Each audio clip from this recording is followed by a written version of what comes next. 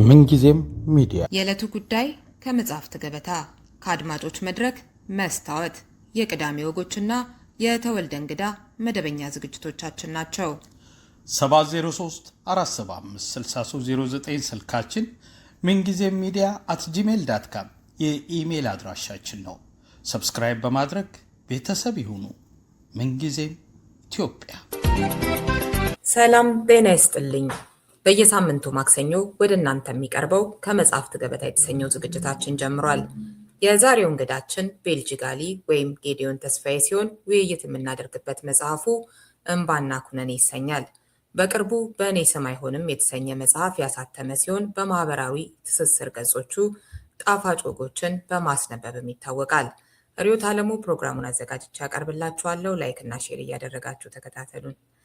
ጋሽ ቤልጂግ ግብዣይን ተቀብለ ስለተገኘ በጣም ነው የማመሰግነው። የብር ስምህ ቤልጂጋሊ ባልተለመደ ሁኔታ ነው እንግዲህ ከፊት የሚቀመጠውና ጌዲዮን ተስፋዬ ደግሞ በቅንፍ ውስጥ ሆኖ የሚከተለው በእኔ ስም አይሆንም በቅርቡ ባወጣሁም ዛሬ በምንወያይበትም በእንባና ኩነኔም ላይ ጭራሽ ደግሞ ከእንባና ኩነኔ በፊት የነበረው ቀለቤቴን ስጧት ላይ ያው ቤልጂጋሊ ነበር እና ለምን ይሆን የሚለውን እስኪ ከሱን ጀምር።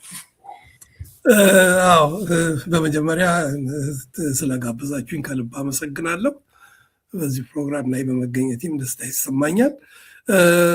ስሙ መጀመሪያ ያጠቀም የነበረው በተለይ ቀለበቴን ስጧት የሚለው መጽሐፍ በሚጻፍበት ጊዜ ቤልጂጋሊ የሚለውን ብቻ ነበር የምጠቀመው። ከዛ አዲስ አበባ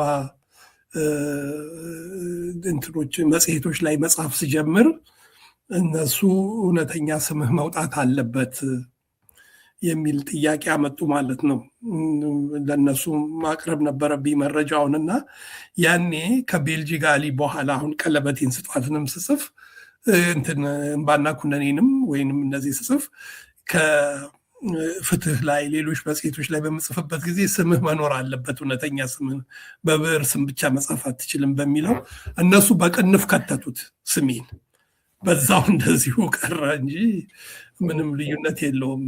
ብዙ ሰው የሚያውቀኝ ቤልጂጋሊ በሚለው ነው። ለብዙ ዓመትም የተጠቀምኩት።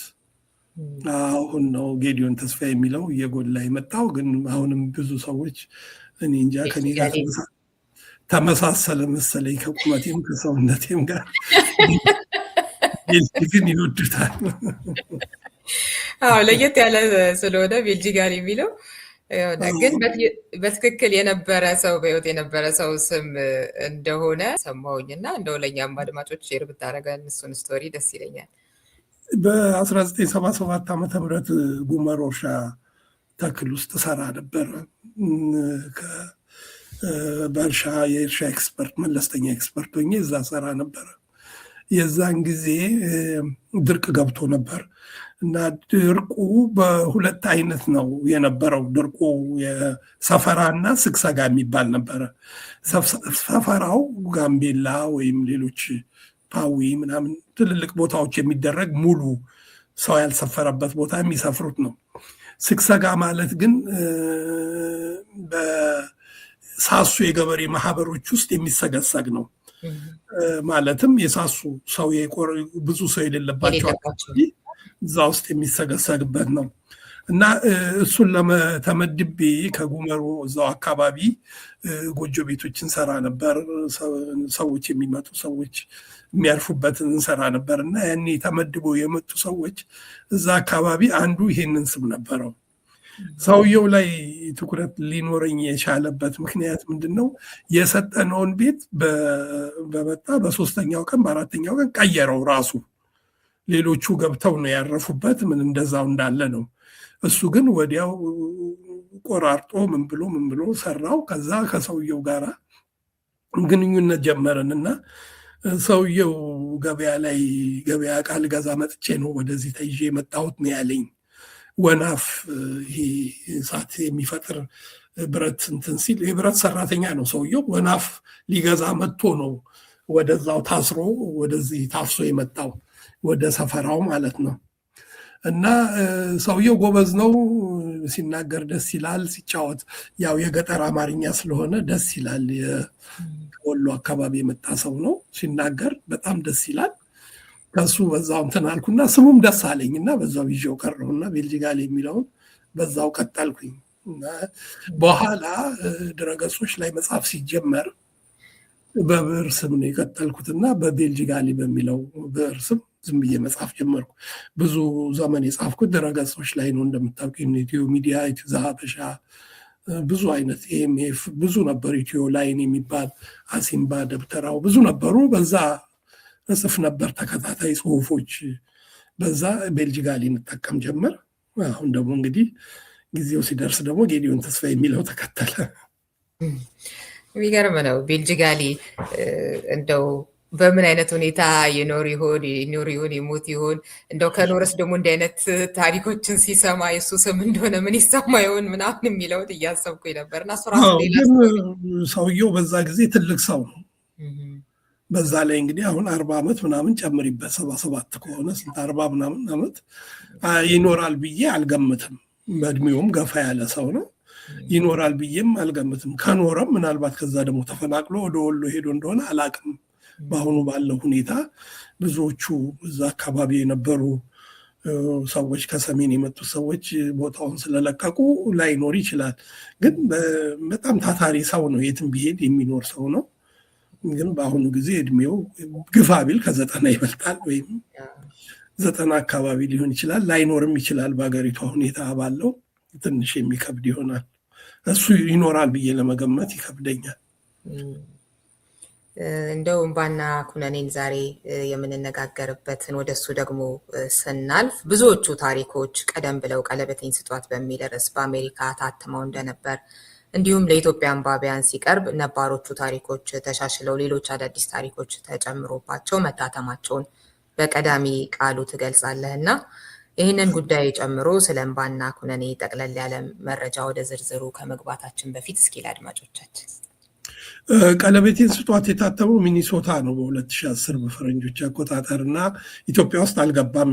ወይ 5 ወይ 6 መጽሐፍ ነው የገባውና እሱ መጽሐፍ እንደ ድንገት አለማየሁ ገላጋይን ደርሶት ነበረው ስጀለት ነበረ። ሲሄድ ካየው በኋላ መጽሐፍ አለበት የሚል ሀሳብ አመጣ እና ከዛ በኋላ እኔ ብዙ ጊዜ ወስዷል። ግን ያው ከዛ ከእምባና ኩነኔ ብዙ የተስተካከለ ነገር አለው ከቀለበቴን ስጧት። ምክንያቱም እኔ አገር ቤት በወያኔ ጊዜ አልሄድኩኝም። ወያኔ በስልጣን ላይ በነበረበት ጊዜ ኢህአደግ አልነበርኩኝም እና በዛ በ30 ዓመት ብዙ ኢንፎርሜሽን ጉድለቶች ምናምኖች ነበሩኝ። በኋላ ግን ከሄድኩ በኋላ እሱ ከዛም የተጨማመሩ የተቀናነሱ ሆነው ተስተካክሎ እምባና ኩነኔ ከቀለበቴ ስጧት የተወሰኑ ተወስደው የተጨመሩን ተጨምረው ሊወጣ የቻለ መጽሐፍ ነው። ቀለበቴን ስጧት ብዙም ሀገር ቤትም አልተሸጠም፣ ውጭ ሀገርም ብዙም ሰው ጋር የለም። ግን እሱ መጀመሪያ የተጻፈው ቀለበቴን ስጧት ከድረገጾች ላይ ስጽፈው ከነበረው ነው። ግን እምባና ኩነኔ ተሻሽሎ ብዙ ምርምት ተደርጎለት የአርቶትም ስራ ተሰርቶበት በተሻሻለ ሁኔታ የወጣ ነው። በቀዳሚ ቃሉ ወደምታነሳው ሌላ ሀሳብ ደግሞ ልለፍ። የጽሁፎችህ ዓላማ ምን እንደሆነ እንዲህ ትገልጸዋለህ? የጽሁፎቹ ዓላማ ቂም ከመቋጠርና ለበቀል ከመነሳሳት ይልቅ የሚቀጥለው ትውልድ ታላላቆቹ ወይም የቀደመው ትውልድ አባላት የከፈሉትን ዋጋ የከወኑትን መራር ተጋድሎ ለመረዳት የሚያስችል ሌላ ቀለም ማዋጣት ብቻ ነው። የቀደመው ትውልድ ከተጋፈጣቸው ግፎችና ሰቆቃዎች ትምህርት በመውሰድ ለወደፊት እንዳይደገሙ መታገል እንደሚያስፈልግም ለማሳሰብም ጭምር። ለህዝብ ነፃነት ህይወታቸውን መስዋዕት ያደረጉ ወገኖቻችንን አንረሳቸውም። ላመኑበት ዓላማ ራሳቸውን አሳልፈዋልና እነሱ አለፉ፣ አረፉ፣ የተረፉ ግን ተከፉ። እንዲያውም ግፉ እየበዛ መፍትሄው እየጠፋ በተሰዉት መቅናት ተጀመረ። እነዚህን ጀግኖች ያንን አሰቃቂ ወቅት በህይወት የተረፈ እውነተኛ ሰው ምንጊዜም አይዘነጋቸውም ትላለህ እና በጽሁፎችም ውስጥ የሚታየው በብዙዎቹ ታሪኮች ይኸው ነውና እንግዲህ ከዚህ ጋር ተያይዞ ደግሞ የያ ትውልድን በተመለከተ የሚንጸባረቁ የተለያዩ አመለካከቶች አሉ። ሙሉ ለሙሉ የሚያወግዙ፣ ሙሉ ለሙሉ የሚያወድሱ፣ ሁለቱንም ሳይድ እኒ የሚሉና እንዴት ታያቸዋለህ? በመሰረታዊ የዛን ትውልድ የሙሉ ያን ትውልድ ሳይሆን እኔ የምናገረው በዛ ጊዜ ወጣት የነበርነው የሊግ አባላት የነበርነውን ወይም አነስተኛ ታች የነበረውን የፓርቲ አባሎች ፍላጎትና ዓላማን ነው ብዙ ጊዜ በመጽሐፌ ላይ የሚጠቅሰው። የድርጅቱን ሁኔታ ምናምን ከፈለግሽ እንግዲህ ማዕከላዊ ኮሚቴ አባላት እዛው ብዙ ስላሉ ታገኘዋለሽ ብዬ አስባለሁ። እሱን ዲፌንድ ለማድረግ አይደለም፣ ግን የኛ ዓላማ ምንድን ነበር፣ ወጣቶቹ ምንድን ነበር የምናስቡ ብዬ ሳስብ ሀገሪቷን ነፃ ለማውጣት ሀገሪቷን የዲሞክራሲ መንገድ ለመመስረት ከነበረው በጣም አስከፊ የሆነ ስርዓት የወጣ ጥሩ የሆነ ስርዓት ለመመስረት የምናደርገው ትግል ነው እና እኔ ሙሉ በሙሉ በዛ ዘመን የነበረውን ትግል ብዙ ሰዎች ሲያወግዙት ይገርመኛል። ትግሉን ለምን እንደሚያወግዙት አላቅም። አሁንም የሚቀጥል ትግል ነው። በእኛ ጊዜ ቀጥሏል፣ በእናንተ ጊዜ ቀጥሏል። ከእናንተም በኋላ የመጡ ልጆች አሁን እየቀጠሉት ነው ያሉት። ሁሉንም ማውገዝ አይቻልም። ለምን ታገላችሁ፣ ለመብት ለምን ታገላችሁ ማለት እንትን የሚል ይመስለኛል። ግን ይሄ ነገር በጣም አስከፊ የሆነ ሁኔታ ላይ ነው በአሁኑ ሰዓት ያለው። ሰዎች ወጣቶች ወደ ፖለቲካ እንዳይሄዱ ማስፈራሪያ የሆነ ጄኔሬሽን፣ የኛ ጄኔሬሽን፣ የኛ ትውልድ፣ የሚቀጥለው ትውልድ ወንድምህን አይቶ የለም ምን እንደደረሰበት ፖለቲካ መጽሐፍ እንኳን እንዲያነብ ያልተፈቀደ ትውልድ ነው የሚቀጥለው። ከኛ የሚቀጥለው ትውልድ መጽሐፍ ደግሞ መጽሐፍት ማንበብ ጀመርክ እንደ ወንድም ልትሆንብኝ ነው በልጥ አለልኝ የሚባልበት በቤተሰብ አስከፊ የሆነ ጠባሳ ጥሎ የሄደ ዘመን ነው የኛ ጊዜ የነበረው የቀይ ሽብር ሁኔታ። ከዛም በኋላ የነበረውን ሁኔታ በምንመለከት ጊዜ ሰዎች ከፖለቲካ ወጥተው ወደ ዝሙት፣ ወደ መጠጥ፣ ወደ ጫት፣ ወደ ምን እንዲሄዱ የተፈቀደላቸው የማያስነካ ነው። ከዛም በኋላ 97 ደግሞ እንደገና መጣ። እሱም ላይ እንደዚህ አይነት ችግር በመፈጠሩ ምክንያት እየሄደ ሄደ። አሁን የምናየው የወጣቶች አልባሌ ቦታ ላይ መሄድ ሁሉ የሚመጣው ከዛ ጊዜ የጀመረ ነው እና ትውልዱ ለምን እንደሚወገዝ የኛን ትውልድ ለምን እንደሚወገዝ አላቅም። ብዙ ሰዎች ምክንያት እያነሱ ዝም ብለው ሲያወግዙ ታያለሁ። ግን ትውልዱ በቃ በዚህ መሄድ ሀገራችንን አያዋጣም፣ መንገዱ ትክክል አይደለም በሚል ነው የተዋጋው። ለምን ታገልክ ብለው የሚዋጉ ሰዎች ካሉ ስህተት ነው፣ ከኛም በኋላ አልቀረም፣ የኛ ስህተት ነው በሚል አልቀረም። ሰዎች ከኛም በኋላ ያሉ ሰዎች፣ አንቺም ራስሽ፣ ሌሎችም ብዙዎች ብዙ መስዋዕትነት ከፍላችኋል። የተከፈላችሁት ምክንያት እንደኛ መተቸት ይቻል ይሆናል ለምን እንደተከፈላችሁ የሚል እና ግን ትክክል አይደለም። እኔ የማምንበት በዛ ጊዜ የነበረው የወጣቶች ትግል ህዝባዊ ስርዓትን ለመመስረት የተደረገ ትግል ነው። መሬት ላራሹ ነው። መሬት ለራሴ ብለን አልታገልንም፣ መሬት ላራሹ ብለን የታገል ነው እና የምናፍርበትም የምናንገታችንም የምንቀብርበት ነው ብዬ አላምንም። ያው ደጋግሜ በየቦታው ኢንተርቪው በምሰጥበት አሁንም ወደፊትም የተተዋ ነው፣ የተገረፍ ነው፣ የታገል ነው መሬት ላራሹ ብለን እንጂ መሬት ለራሴ ብለን አይደለም። ይሄ ግልጽ የሆነ አቋማችን ነው። ለህብረተሰብ ለማህበረሰቡና ለህብረተሰቡ ነፃነት ብለን የታገል ነው። ሰዎች ሲያወግዙት አንዳንዴ ግርም ይለኛል። ምክንያትም የላቸውም። ለምን ስተሰራችሁ ከሆነ አዎ የመጀመሪያ የፖለቲካ ድርጅቶች ስለሆነ ስተሰርተን ሊሆን ይችላል። እሱም ያውም በትምህርት ጥቅስ ውስጥ ነው የምጠቅስልሽ ስተት ሊሆን ይችላል። እኔ ይሄ ስተሰራችሁ ምናምን የሚልበት ነገር የለም። አሁን 97 ላይ ወጣቶች በብዛት ተገኝተዋል አይደለም በምርጫው ጊዜ። ስተቱ የመሪዎቹ ነው የምንለው እንግዲህ እንደዛ ልንል ነው፣ ወይም የፓርቲው ነው ወይንስ የገዳዮች ነው? አንዳንድ ጊዜ የምንኮንነውንም አናውቀውምም። እኛ ስለሞትን፣ እኛ ስለታገልን፣ እኛ ስለተገደልን እኛ የምንወገዝበት ምክንያት አይገባኝም።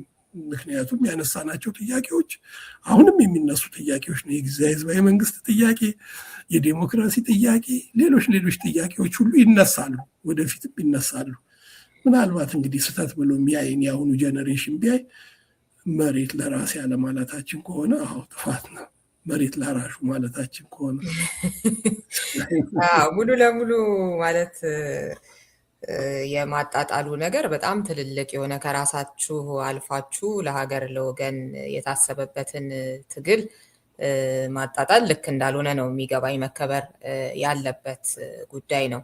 በሌላ በኩል አንተ እንዳልከው ደግሞ አንተ እንደምታደላ ነው የማስበው። ሊሆን ይችላል ብዬ ደግሞ የማየው አይደለም መንገዱ፣ አካሄዱ እንደዛ ላይ ደግሞ መተቸት የሚገባቸው ደግሞ በርካታም ነገሮች ያሉበት ነው ብዬ አስባለሁኝ። ያው እሱ እንዳልከው ማዕከላዊ ኮሚቴ አባላቱ ጋር ላድርገውና እኔንም ለመጠየቅ ትችላለች። በአንዳንዶቹ ላይ ግልጽ የሆነ አቋም ነው ያለኝ። ከታሪኮች ጋር በተያያዘ ልጠይቅህ ሌላውን ሳይሆን። እሺ ወደዛ ይሻላል። ግን ያኛውን ብትጠይቂኝ ችግር የለም። አቋም ያለኝ ነኝ። ያው ታዳላለህ እንዳልሽኝ ታዳላለሁ። ለምሳሌ ታሪኮች ውስጥ ያየኋቸው የኢሃፓን መስዋዕትነት በእርግጥም ሊነገር የሚገባው ብዙ መስዋዕትነት የተከፈለበት ትልቅ ዓላማን ተይዞ ትልልቅ ጥያቄዎችን ተይዞ ነው። ምንም ጥያቄ የለውም። ሊከበር የሚገባው ነው። እኔ እንደዛ ነው የማስበው። እሱ ብቻ ግን አልነበረም። ደግሞ የራሳቸውን አባል እንኳን ሳይቀር በሀሳብ ልዩነት ደግሞ የሚገሉም የነበሩበት ጭምር ነውና ያው መርጠህ ነው አንተ። ግን እኔ እንዳየሁት ያው የኢሃፓን መስዋዕትነቱን ጀግንነቱን እንደዛ የሚያጎላ ሌላውን ነገሩን ግን ያው ባላይ የሚያልፍ አይነት ሆኖ ነው ያገኘሁትና እንዴት ይሄንን ማግኘቴን እንዴት አገኘው? ልክ ነሽ። የኔ መጽሐፍ የታሪክ መጽሐፍ አይደለም። የታሪክ መጽሐፍ በፍጹም አይደለም። በዚህ ዓመተ ምህረት ይሄ ተሰራ ይሄ ምናምን የሚል አይደል። እኔ ልብ ወለድ አይነት ነው አጻጻፉ። በእውነተኛ ታሪክ ላይ የተመሰረተ ልብ ወለድ ነው። ተቀባብቶ አምሮ ህዝብ ወጣቶች ሊያነቡት በሚችሉት አይነት የቀረበ ነው። የኢሃፓን ታሪክ ዲፌንድ ለማድረግ ወይም በውስጡ የተገደሉ አባላት አንጃ የሚለውን ምኑን ለመተረክ አይደለም። እዛ ላይ ያለው ነገር እንዳለ ነው የቀረበው። ከእውነተኛ ታሪክ ጋር ሽጉጤ ደሜ ከኢሃፓ ጋር ምንም የሚያገናኘው ነገር የለም። ወይንም ቀለበቴን ስጧት ከኢሃፓ የፖለቲካ አመራር ጋር ሳይሆን በእስር ቤት ውስጥ ከደረሰ ግፍ ጋር የሚያያዝ ነው። እኔ በምጽፍበት ጊዜ የነበረውን ያየሁትን ነው ምጽፈው። ከእውነተኛ ታሪክ ላይ የተመሰረተ ልብ ወለዳዊ ነው። ልብ ወለዳዊ ስልሽ ሙሉ በሙሉ ልብ ወለድ ነው ማለት ሳይሆን አእምሮ ተቀባብቶ ለሌሎች እንዲያነቡት የተደረገ ነው። ሽጉጤ ደሜን ለምሳሌ እንውሰድ። ሽጉጤ ደሜ እኮ ከቀይ ሽብርም ምንም ኢሃፓም የለም እኮ የዛ ጊዜ ሽጉጤ ገደሉ ሲገባ ኢሃፓ የሚባል ነገር የለም። እንደሱ አይነት ታሪኮች አሉ፣ ግን ከኢሃፓ ጋር ተያይዘው የተገለጹትን ለማለት ነው። ከኢሃፓ ጋር ተያይዞም የተገለጹት ነገሮች በአቋም ደረጃ የወጣቱን አቋም ነው መግለጽ የምፈልገው። ስለ ድርጅቶቹ እንደገና አሁን ወደዛ ወደ ፖለቲካው ውይይት ውስጥ አስገብኛለሽ እንጂ እኔ በወጣቶቹ ላይ ምንም አይነት እኔ ስህተት የማይበት የለም። እንታገል ነበር። የምንታገልበት መንገድ የተለያየ ነው። ምናልባት በአሁኑ መነጽር ያን ዘመን ስናየው ስህተት ነው። በዛ መነጽር ያን ዘመን ስናየው እውነት ነው። ችግሩ ምንድን ነው? በአሁን መነጽር በአሁን ባለው የዲሞክራሲ ሁኔታ ወይም በዓለም ላይ ባለው ሁኔታ ቆንጆዋን ልጅ በተሰባበረ መነጽር እንደማየት ነው። አስቀያሚ ሆነን ነው የምንታየው። ግን እኔ እንጃ የኢሃፓን መጥፎ ታሪክ እዚህ ላይ የምጽፍበት ምንም ነገር የለኝም። እኔ አልኖርኩትም። የኖሩት ሰዎች ሊጽፉት ይችላሉ። እኔ ባለሁበት ታግለናል፣ ታስረናል። ደርግ ጽሕፈት ቤት ነው የታሰርኩት። የተገረፍኩት ደርግ ጽሕፈት ቤት ነው። የታሰርኩት ከርሸሌ ነው፣ 07 ቀበሌ ነው፣ ከፍተኛ 22 ትንባሆ ሞኖፖል ጋር እሱን ነው የጻፍኩት። ከዛ ውጭ ግን ያዩ ሰዎች ሊጽፉ ይችሉ ይሆናል፣ ጽፈውታልም። ሌሎች ሰዎች ጽፈውት ሊሆን ይችላል። ስላዩት ነገር ስህተቶች ድርጅት ውስጥ አሉ ምናምን የሚባል ነገር አለ። ግን ችግሩ ምንድነው? ስህተቶቹን በማጉለፍ የዛን ጊዜ ያለውን ወጣት ትግል ለማደፍረስ ወይም ለማጣጣል የሚደረግ ጥረት አለ። እኔ የማየው በትክክል የምዋጋውም እሱን ነው። ስህተት የለም ማለት አይደለም። ትግል ውስጥ 18 ዓመት ስንኖር ወይም ኢሃፓ ሲኖር በጠነከረ ሁኔታ ሲደረግ ስህተቶች ተሰርተዋል። አይሰሩም ማለት አይደለም። ግን ለምሳሌ አንድ የሚገርመኝ ነገር አለ ሪዮት፣ እውነቱን ለመናገር የወያኔ ስህተት እኮ አይጎላም። ድል ስላገኘና ስልጣን ላይ ስለወጣ ነው የወያኔ ስህተት የማይነገረው። ከኢሃፓ ያላነሰ የኢሃፓ ስህተት ነው ወይም የዛው ትውልድ ስህተት ነው ጎልቶ የሚነገርበት። ምክንያቱም ይሄ ነገር በትክክለኛ በተቀነባበረ ሁኔታ ሌሎች ታጋዮችን ለማፈን፣ ሌሎች ታጋዮች እንዳይነሱ እንዳይተገሉ የማድረግ ስሜት ነው። ይሄ በኢህአደግ መንግስት ኮኦርዲኔት በሆነ ሁኔታ የተደረገ ነው። ሌላው ሰው ወደ ትግል መድረክ እንዳይመጣ የተደረገበት መድረክ ነው። ያንኑ ደግሞ የኛው ሰው እያጎላ ከተደረጉት ትክክለኛ የወጣቱ ተሳትፎ ይበልጥ ጥፋቱን እያጎሉ ለማሳየት የሚደረገው ጥረት እኛን ለመጉዳት አይመስለኝም። በዛ ጄኔሬሽን ያለነውን ለመጉዳት ሳይሆን የሚመጣውን ጄኔሬሽን ለመቅጣት እንዳትገባ ከገባ እንዲህ ነው የምትሆነው የሚል አይነት ነገር ለመፍጠር ነው። ስህተቶች ሊሰሩ ይችላሉ። በጣም አነስተኛ የሆኑ ነገሮች ሊኖሩ ይችላሉ። ከብዙ ትግሎች ውስጥ ብዙውን ከመናገር መጥፎውን በመናገር ማጉላትና የሚቀጥለው ጄኔሬሽን ዝም እንዲል የሚቀጥለው ትውልድ ዝም እንዲል የተደረገ የተቀነባበረ በኢህአደግ የተሰራ እና ከኢህአደግ በኋላ ደግሞ በመንግስት በደርግ በኩል የነበሩ ደጋፊዎችም የደገፉትና የተቀነባበረ ትግል ነው የተካሄደው እንጂ ኢህአፓ የሰራው ጥፋት ከወያኔ ወይንም ኦኤልኤፍ ከሰራው ጎልቶ ወጥቶ የሚታይ ሆኖ አይደለም። እኔ ለዚህ ነው የማምነው። አሁን ያልከውም ነገር አለ። ያው ጎልቷል የሚለውን አይሮን ነው ሜቢ በእኔ ግምገማ ጎልቶ አላይም። ግን ይህንን ዓላማ ይዘው እንደ ፖለቲካ አመለካከታቸው የሚሰሩ ሰዎች አሉ፣ ምንም ጥያቄ የለውም።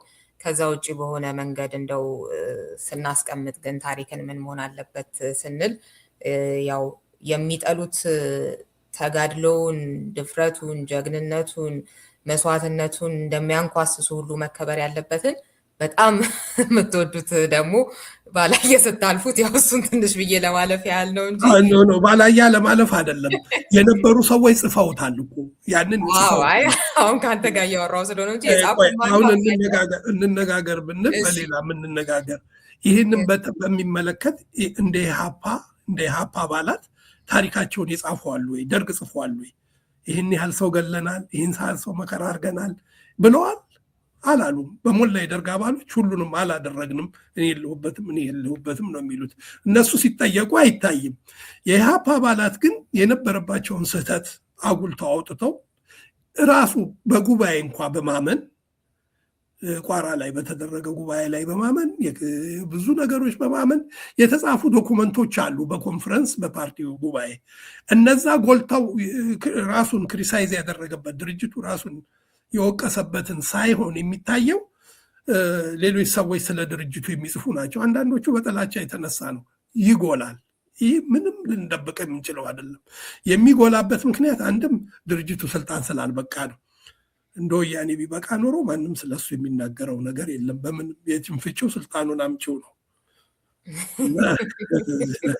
አይ መስቀረለት ዋትስ ብለን ነው ወደ ስልጣንስ ቢመጣ ነገሩ። ግን ያው የሞከሩ አሉ እንደዛ በደርግም በኩል ለምሳሌ ኮሎኔል ፍስሐን ማንሳት እንችላለን። እንዲህ በዝርዝር አነሳሽልኝ። ኮሎኔል ፍስሐ እኮ መጨረሻው መጽሐፋቸው መጨረሻ ላይ ነው ይቅርታ የጠየቁት። ውስጥ እኮ በርበሬ የደበቁትን ሰዎች ስለገደልን በርበሬ ረከሰ ብለው የጻፉ ሰው ናቸው። አየሽ፣ ከኋላውን የጀርባውን ከቨር ኦፍ ዘ ቡክ አንብበው ብዙ ሰዎች ራሳቸውን ክሪቲሳይዝ አደረጉ። ለሰራነው ጥፋት ይቅርታ ጠይቃለሁ ስላሉ ብቻ ነው። ውስጥ ግን በርበሬ ስለደበቁ ሰዎች ስለገደልን በርበሬ ረከሰ። የምናስታውሰው እኮ 1 ሳምንት ነው የረከሰው። ምክንያቱም ያላቸውን በርካሽ ሸጡና ከዛ በኋላ በርበሬ መነገድ ቆመ። በርበሬ ሀገሪቷ ውስጥ ጠፋ። ይሄ ማን ነው? እኔ ነኝ ይህን ሰውዬ እንዲገደል የወሰንኩት ብሎ የጻፈ ወይ ዝርዝር የለውም እንዳልከው። ያው እንግዲህ ሙሉን አንብቤያለሁ በእኔ በኩል። ዝርዝር በእርግጥ የለውም። በቃለ መጠይቃቸውም እንደዚሁ ገልጸዋል። በእርግጥ ይሄ በርካታ የደርግ ባለስልጣን የነበሩ ሰዎች ሊያደርጉት የሚገባ ያላደረጉት ነገር ነው። ምንም ጥያቄ የለውም። ግን ያው ያደረገም እንደው ጭራሽ የለም ላለማለት ያነሳሁት ነው። ቅድም ያነሳው ነበረ የልቦለድና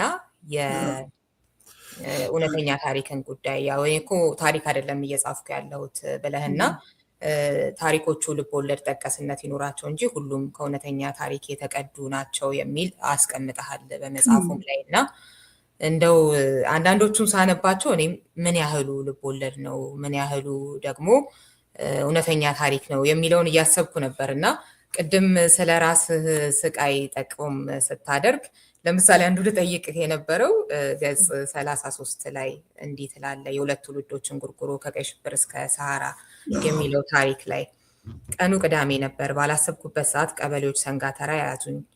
ከዚያም 5ኛ ፖሊስ ጣቢያ ያሰሩኝ። አንድ ይገረም የሚባል ፋሽስት ነበር የያዘኝ። ከምኖርበት አካባቢ ጥቆማ ደርሶት ነው። በመነጋታው እሁድ ሸገር ውስጥ አሰሳ ነበር። አሰሳ ማለት ምናልባት አታውቁም ይሆናል፣ ለወጣቶቹ ነው እንግዲህ የተረከላቸው።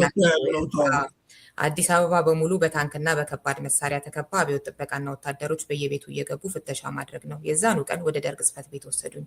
ሰኞ ዕለት ወፌ ገለበጡኝ። ወፌ ላላ ማለት ታውቃላችሁ ብዬ ጠየቅኩና መልስ ከነሱ ሳልጠብቅ ቀጠልኩ። ሁለት እጃችሁ በገመድ ይታሰርና ሁለቱ እግሮቻችሁ እንደተቀመጣችሁ በእጆቻችሁ መሃል ይደረጋሉ። በእግሮቻችሁና በእጆቻችሁ መካከል አጠና ይገባና ሁለት ሰዎች በግራና በቀኝ ሆነው ሲያንጠለጥሏችሁ እግራችሁ ወደ ላይ ጭንቅላታችሁ ወደ ታች ይዘቀዘቃል።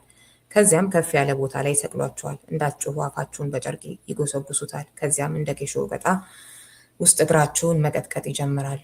ይህን ጊዜ ነው መሄጃ ማጣት አልኳቸው።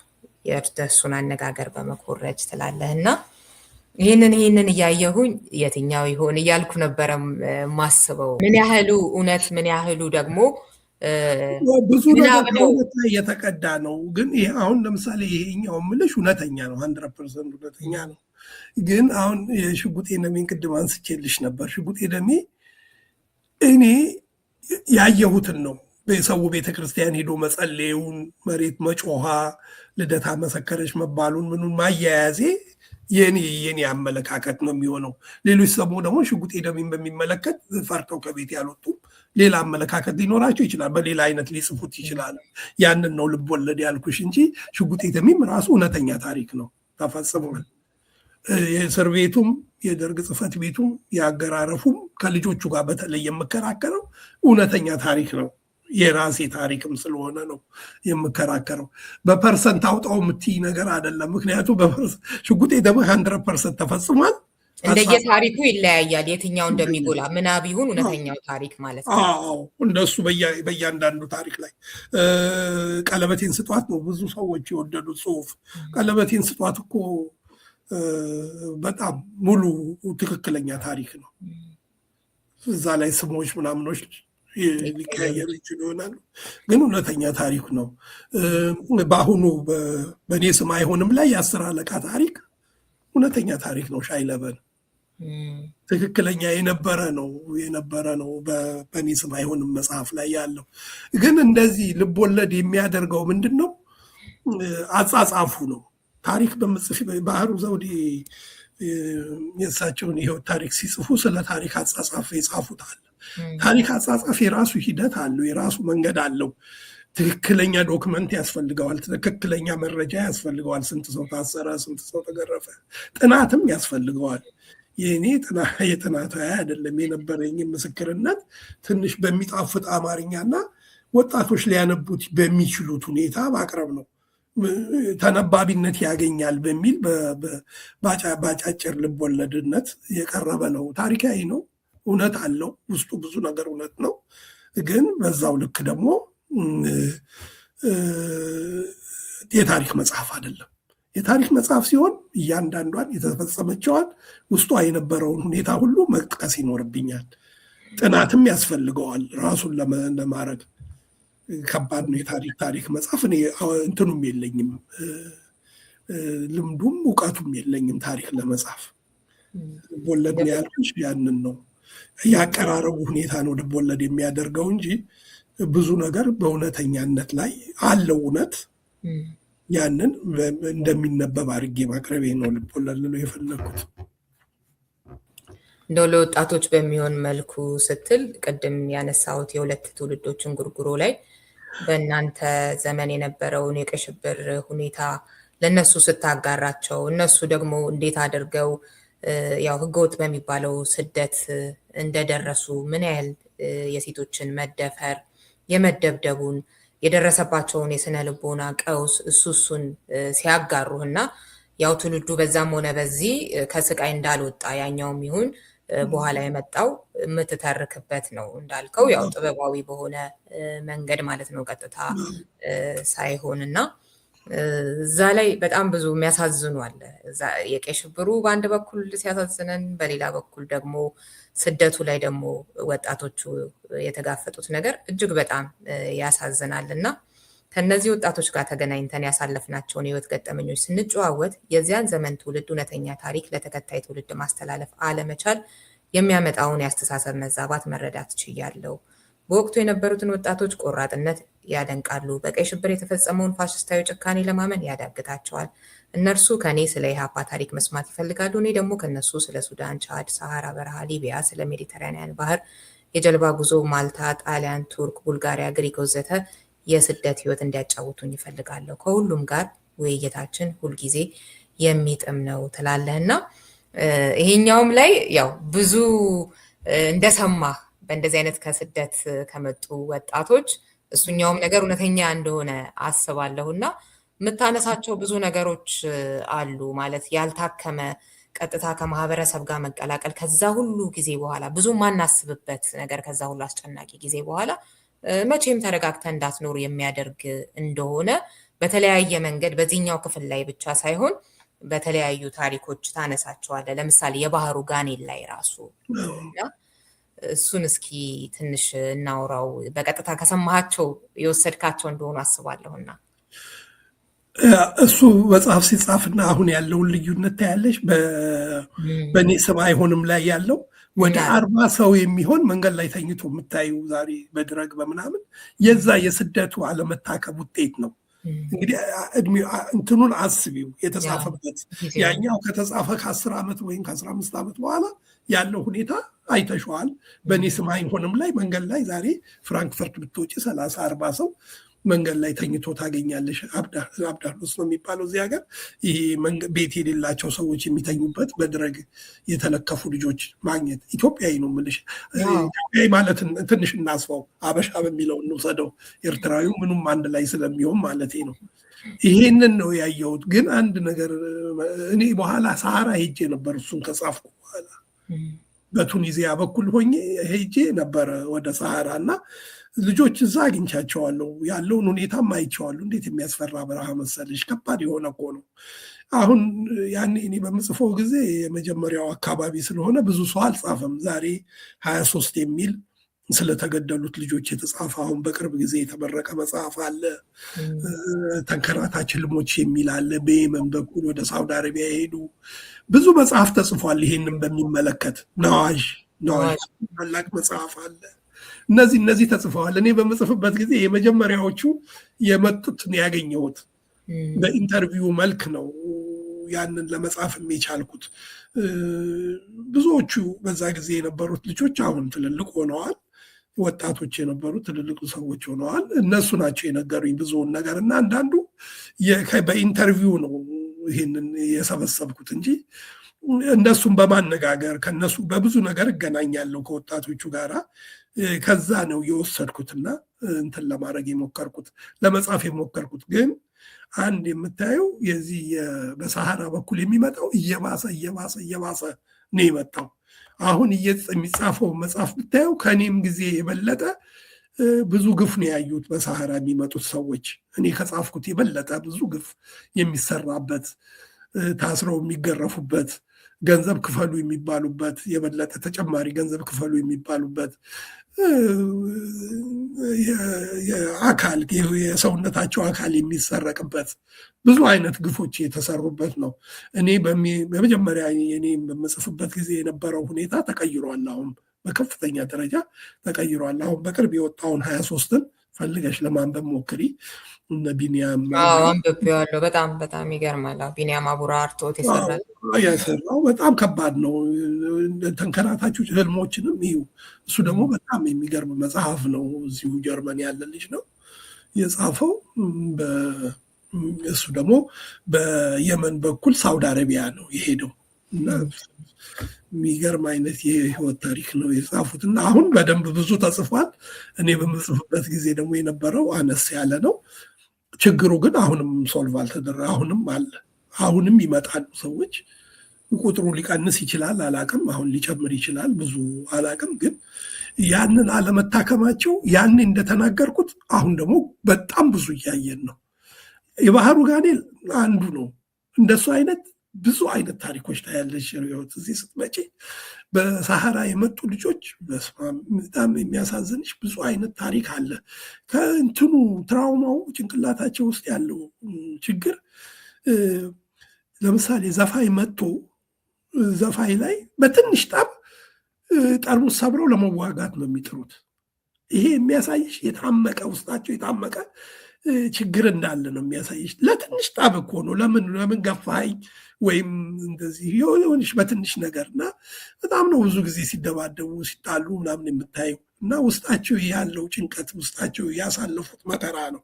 እዚህ መጥተው የሳይኮሎጂም እርዳታም አላገኙም፣ ምንም አላገኙም። በቀጥታ ወደ ሌላ ስቃይ ነው የገቡት። እነሱ አውሮፓ መድረስ የችግራቸው መፍትሄ ነበር የሚመስላቸው።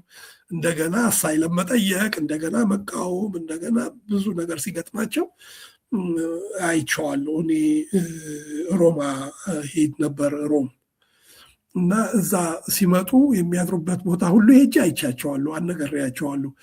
ወደ ቱኒሲያ የማገኛቸውን ልጆች ወደዚህ መጥተው አይቻቸዋለሁ። እና ያ የነበራቸው ትልቅ የአውሮፓ ገብተው ችግር እንደገና የሚለው እንደገና ከዜሮ ሲጀምሩ ህይወትን ጭንቅላታቸው በጣም ይጎዳል፣ ብዙ እንትን ይላሉ። ግን አንዳንዶቹ ደግሞ ከዛ ወጥተው ትልቅ ቦታ የደረሱ የተማሩ በጣም እንትን ያሉም አሉ።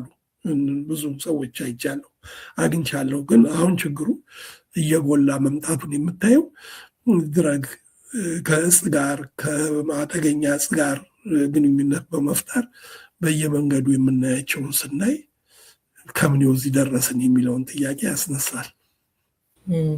ይገርማል። አንዳንዴ እንግዲህ እንደዚህ አይነት ነገሮችን መጻፍ ያለው ፋይዳ ከጥበባዊ ዋጋውም ባሻገር ሌላውን ለሌላ ራሱ ለሪሰርች ምናምን ራሱ ትልቅ ግብአት ነው ብዬ ነው የማስበው። ምክንያቱም በእኔ ስም አይሆንም አሁን ላይ የወጣውን እንግዲህ ከበፊቱ እንባና ኩነኔ ታሪኩ ከተጻፈበት ጊዜ አንጻር ስናየው ምን አይነት ልዩነቶች መጡ ብለን ስንል ከስደት አንጻር ብቻ በጣም በሚበዛ ቁጥር መሰደዳቸው ኢትዮጵያውያን እንደገና በምን አይነት ችግር ውስጥ ነው እያለፉ ያሉት ከቁጥሩ ጀምሮ ከአይነቱ ጀምሮ ብዙ ነገር እንድናይ ያደርገናል። ሌላውም ነገር ልክ እንደዛው ነው፣ ድሮና ዘንድሮን እንድናይ የሚያደርግ ነገር ነውና ቅድም ጠቀስ ያረካትም ነገር ነበረች። ኢትዮጵያውያን አልክና አበሻ እያልን ብንሄድ ይሻላል ስትል መጽሐፍ ውስጥም የምትጠቅሰው አንድ ታሪክ አለ፣ ኢትዮጵያዊ ወይስ አበሻ የሚልና እንደ ሄድክ አካባቢ እንግዲህ ያው ገጸ ባህሪው እንደሄደ ልበለው ኢትዮጵያዊ ነህ እያልክ ኢትዮጵያዊ ነሽ እያልክ ስታናግር የሚያልፉ ሰዎች ዝም ብለው ወይም ደግሞ አንዷ አምሃራይ ብላ እየሳቀች ጥላ ሄደች ትላለህና አልገባህም። ግን በኋላ ላይ ያው ያኔ ገና ከመለያየታችን ኢትዮጵያና ኤርትራ ስለነበረ የነበረው ትኩስ ስሜት ነበር ኤርትራውያን ጋና በጣም እንደሚያናድዳቸው እንደዚህ አይነት ጥያቄ የገለጽክበት አይነት ነገር አለ። ያንንም እንግዲህ በፊትና አሁንን ስናይ ከዛ በኋላ ደግሞ ተመልሶ አብሮ ሰልፍ የሚወጣበት ምናምን እንደሱ አይነት በቅርብ ዓመታት ጊዜ ውስጥ ሆነ። አሁን ደግሞ እንግዲህ ጦርነት ገና ይጀመራል አይጀመርም አይነት ነገር ውስጥ ይሄ ፕሮግራም እስከሚወጣ ምን እንደሚሆን አይታወቅም ነገር ውስጥ ነንና ያለ ነው። እንደዚህ የዘመን ከፍታ ዝቅታ ምናምን የጊዜው ሁኔታ ራሱ ምንድን ነው የሚለዋውጠው ሰዎች ጋር ግንኙነት ጋር እንደዚህ የሚለውን ጭምር እንድናይ ያደርገናልና እሱንም እያየው ነበር ልል ነው። ልክ ነው። እንደሱ አይነት ነገር ብዙ ነው ያለው። እንዳየሽው ነው መጀመሪያ አካባቢ የነበረው 91 ነው እኛ የመጣ ነው። ምናልባትም አይ ቲንክ ግንቦት አይደለም መንግስት የተገለበጠው እዛ አካባቢ ነው የመጣ ነው እና የነበረው ሁኔታ እኛ ለራሳችን ኤርትራ የሚል ከየት ነው የመጣው ከኤርትራ የሚለው ነገር ግራ የሚገርምን እንደ ሀገርም የማንቆጥርበት ሁኔታ ነበረ። ያኔ ገና እንትን ነው ከራሻ ነው የመጣ ነው ከሶቪየት ህብረት ነው የመጣ ነው እና ምንም አናደርግም ነበር እና ያለው ሁኔታ የተለየ ነው። ከዛ በኋላ የተለየ ብዙ አይነት ሂደቶች አይተናል። ብዙ ነገር ነው ያየ ነው እና አሁን ተለውጦ ዘመን እንደገና ያንን የሚያስታውስም ያለ አይመስለኝም። አበሻ የሚለው ነገር አስተባብሮናል። ዛሬ ኤርትራዊ ነህ ኢትዮጵያዊ ነህ ብሎም አይጠየቅም። ያው አበሻ ነህ ወይ በሚለው አበሻ ነኝ በሚለው ይኬዳል። አማርኛ እንዲያውም የሚገርምሽ ነገር ከኤርትራ የሚመጡት ሰዎች አማርኛ የሚለምዱት ከሱዳን እስከ ሊቢያ እስከሚደርሱ ድረስ አማርኛ ችለው ነው ቁጭ የሚሉት። ያውም በዘፈን ነው፣ በአስቴር ዘፈን በምን ዘፈን ነው ችለው የሚመጡት። እና አንዳንዴ ግርም ይለኛል የእነሱ የአማርኛ የመቻል ፍጥነታቸው። ቶሎ ነው የሚችሉት። እዚህ ሲመጡ ከኤርትራ እያሉ ምንም አይችሉም። ሱዳን ለምደው፣ ሊቢያ ለምደው፣ እዚህ ሲገቡ ለምደዋል። በቃ አማርኛ ይችላሉ ብዙዎቹ። እና በጣም ነው ደስ የሚለኝ አንዳንዴ እንደዚህ አይነት ነገር ማየት።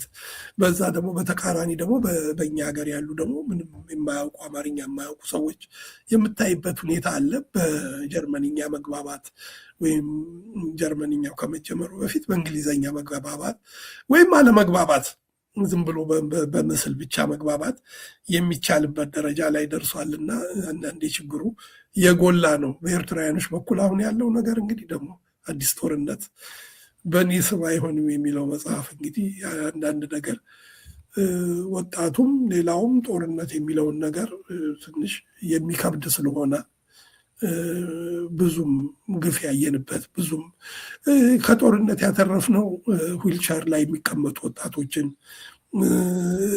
በእኔ ስም አይሆንም ላይ አይተሸዋል አይደለም? ዓለምን የዓለም ታሪክን አይተሸዋል። ዓለም ከኛ ጋር ነው። ኤርትራዊ ነው። ሄዶ ኤርትራ ውስጥ ነው እግሩ የተቆረጠው እና ኢትዮጵያ መጣ።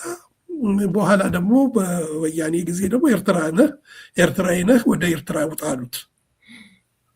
ይህን ስታየው የሚገርም ታሪክ ነው።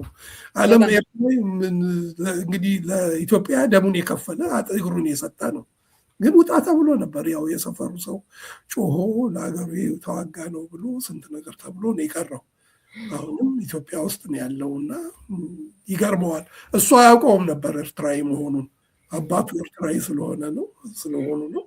ግን ውጣ ተብሎ ነበርና እንደዚህ አይነት ነገሮች ዘመን አልፎ ዘመን ሲተካ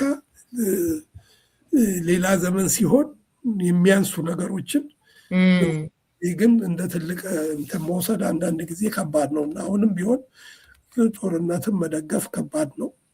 ከባድነቱ ለዘላለም አይተነዋል። ብዙ ጊዜ ስንት አይነት ጦርነት አይተናል በእኔ በእድሜ። ከዛ ያተረፍነው ነገር ምንም ነገር የለም። መፈናቀል፣ የህፃናት የእህቶቻችን መደፈር፣ የእግር መቆረጥ፣ መሰቃየት ነው እና መሰደድ ነው። ሌላ የመጣ ነገር የለም እና በተቻለ መጠን ከጦርነት ይልቅ ጊዜ ይውሰድ። እንግዲህ መቼም ከአንድ ሪቮሉሽነሪ ይህንን በመስማትሽ ሳትደነቂ ያትቀኝ። አይ ልክም ነው እንጂ ምክንያቱም በወጣትነት ሪቮሉሽነሪ ብትሆንም በኋላ ላይ ደግሞ ይባል የለ በ20 ዓመቱ ያልሆነም ልክ አይደለም፣ በ40 ዓመቱም የሆነም። ስለዚህ አሁን ደግሞ ሰከን ብለህ ሰከን ብዬ ሳየው ትግልም ቢሆን ምንም ቢሆን በጣም ባልገነነ መንገድ እና ብዙ ሰው በማይጎዳ መንገድ ረጅምም ጊዜ ቢወስድ ይውሰድ፣ የወሰደውን ወስዶ የምንፈጽመው ቅራኔዎችም ሳይጋጋሉ ሳይሰፉ ላይታረቁ የሚደርሱበት ደረጃ ላይ ሳይደርሱ የሚፈቱበት ነው። ግን የሚገርመኝ በእኛ ጄኔሬሽን ያሉ ሰዎች ከኛም በላይ ያሉ ሰዎች ስቲል ግፋ በለው ግደል በለው ሲባባሉ ስሰማ ያሳዝነኛል። እውነቴን ነው። እነሱ እንግዲህ ስንት ያዩ ናቸው ብዙዎቹና ብዙ ያሳዝነኛል። የሚያሳዝነኝ ትምህርት አለመገኘቱ ነው። ብንጽፈውም ብንናገረውም በየቦታው አውጥተን ብናወግዘውም አሁንም በቃ ዛሬ ጠዋት እዚህ ወክስ አደርግ መንገድ ላይ አንድ ትምህርት ቤት አለ። በትምህርት ቤቱ ሳልፍ ነበርና የሆነ እንትን አገኘው መንገድ ላይ ተጽፏል። ህፃናቶቹ እንዲጽፉ ያደርጓቸዋል። ፒስ በእንግሊዝኛ፣ በአማርኛም አገኘው ሰላም የሚል። እንደዚህ መንገዱ አስፋልት አለች ትንሽ ወደ ትምህርት ቤቱ የሚሄድ መኪና አይሄድባትም። እዛ ላይ ተማሪዎች የሚሄዱባት መንገድ ነች እና በየሀገሩ ሚር በራሻኛ በየአንዳንዱ ቋንቋ በአረበኛም በቻይኛም ስለ ሰላም ነው የጻፉት ህፃናቶቹ እና እነዚህን ህፃናት ስለ ሰላም እየተማሩ ያድጋሉ። እኛ ሀገር ደግሞ ግፋ በለው ግደል በለው እንዲህ ነው ሀገርህ ነች አሁንም ልትዋጋላት ይገባል የምንለው ነገር ከህፃንነት ጀምሮ ስለ ሰላም የምንማርበት ሁኔታ እንደ ሌላው ሀገር ሊፈጠር ጥሩ ነው ብዬ አስባለሁ። እና አንዳንድ ጊዜ እኛ እየወጣን የቆየን ሰዎች እየወጣን የደረሰውን ያየነውን ነገር ብንጽፈው ብንናገረው የሚሻል ይመስለኛል እንጂ ከአሁን ወዲያ እውነት ወደ ጦርነት አስገብተን ሰዎች እግር ማስቆረጥ። ባለፈው አንድ የሰማሁት ነገር ነበር። አንተ ስልጣን ላይ እንድትቀመጥ እኔ ዊልቸር ላይ አልቀመጥም የሚለው መፈክር በጣም ነው ደስ የሚለኝ። ያንን ማለት ያስፈልጋል። ምክንያቱም ምንም የሚመጣ ነገር የለም። ስንት ውጊያዎች አይተናል። አሁን እንኳ በቅርብ አሁን ትንሽ ከባድሜ ጀምሮ እስካሁን ምን መጣ? አሁን ለባድሜ ያ ሁሉ ሰው ሞቶ ምንድን ነው ያገኘ ነው ትርፍ? ምንም ትርፍ የለም። ለባድሜ የተደረገው ጦርነት እዛ አሁን ከትግራይ ውስጥ የተደረገው ጦርነትም ምንም የሚመጣ ነገር የለም። ዞሮ ዞሮ የዜሮ ድምር ውጤት ነው። ምንም ሁልጊዜ ዜሮ ነው እና ይህንን ስላነሳሽው ደስ ይለኛል። እና ቆንጆ መልዕክትም ነው ሀሳብም ነው ያስተላለፍከው። ይህንንም ለሚሰሙ በተለይ ወጣቶች ትልቅ ነገር ነው ብዬ አስባለሁኝ እና ሌላ ጊዜ ላይ እንደዚሁ ሲመችህ በእኔ ስም አይሆንም ላይ እንጨዋወታለን። ዛሬ ያው አድማጮቻችን እንደገለጽኩትም ባና ኩነኔ ላይ ነው እያወራን ያለ ነው።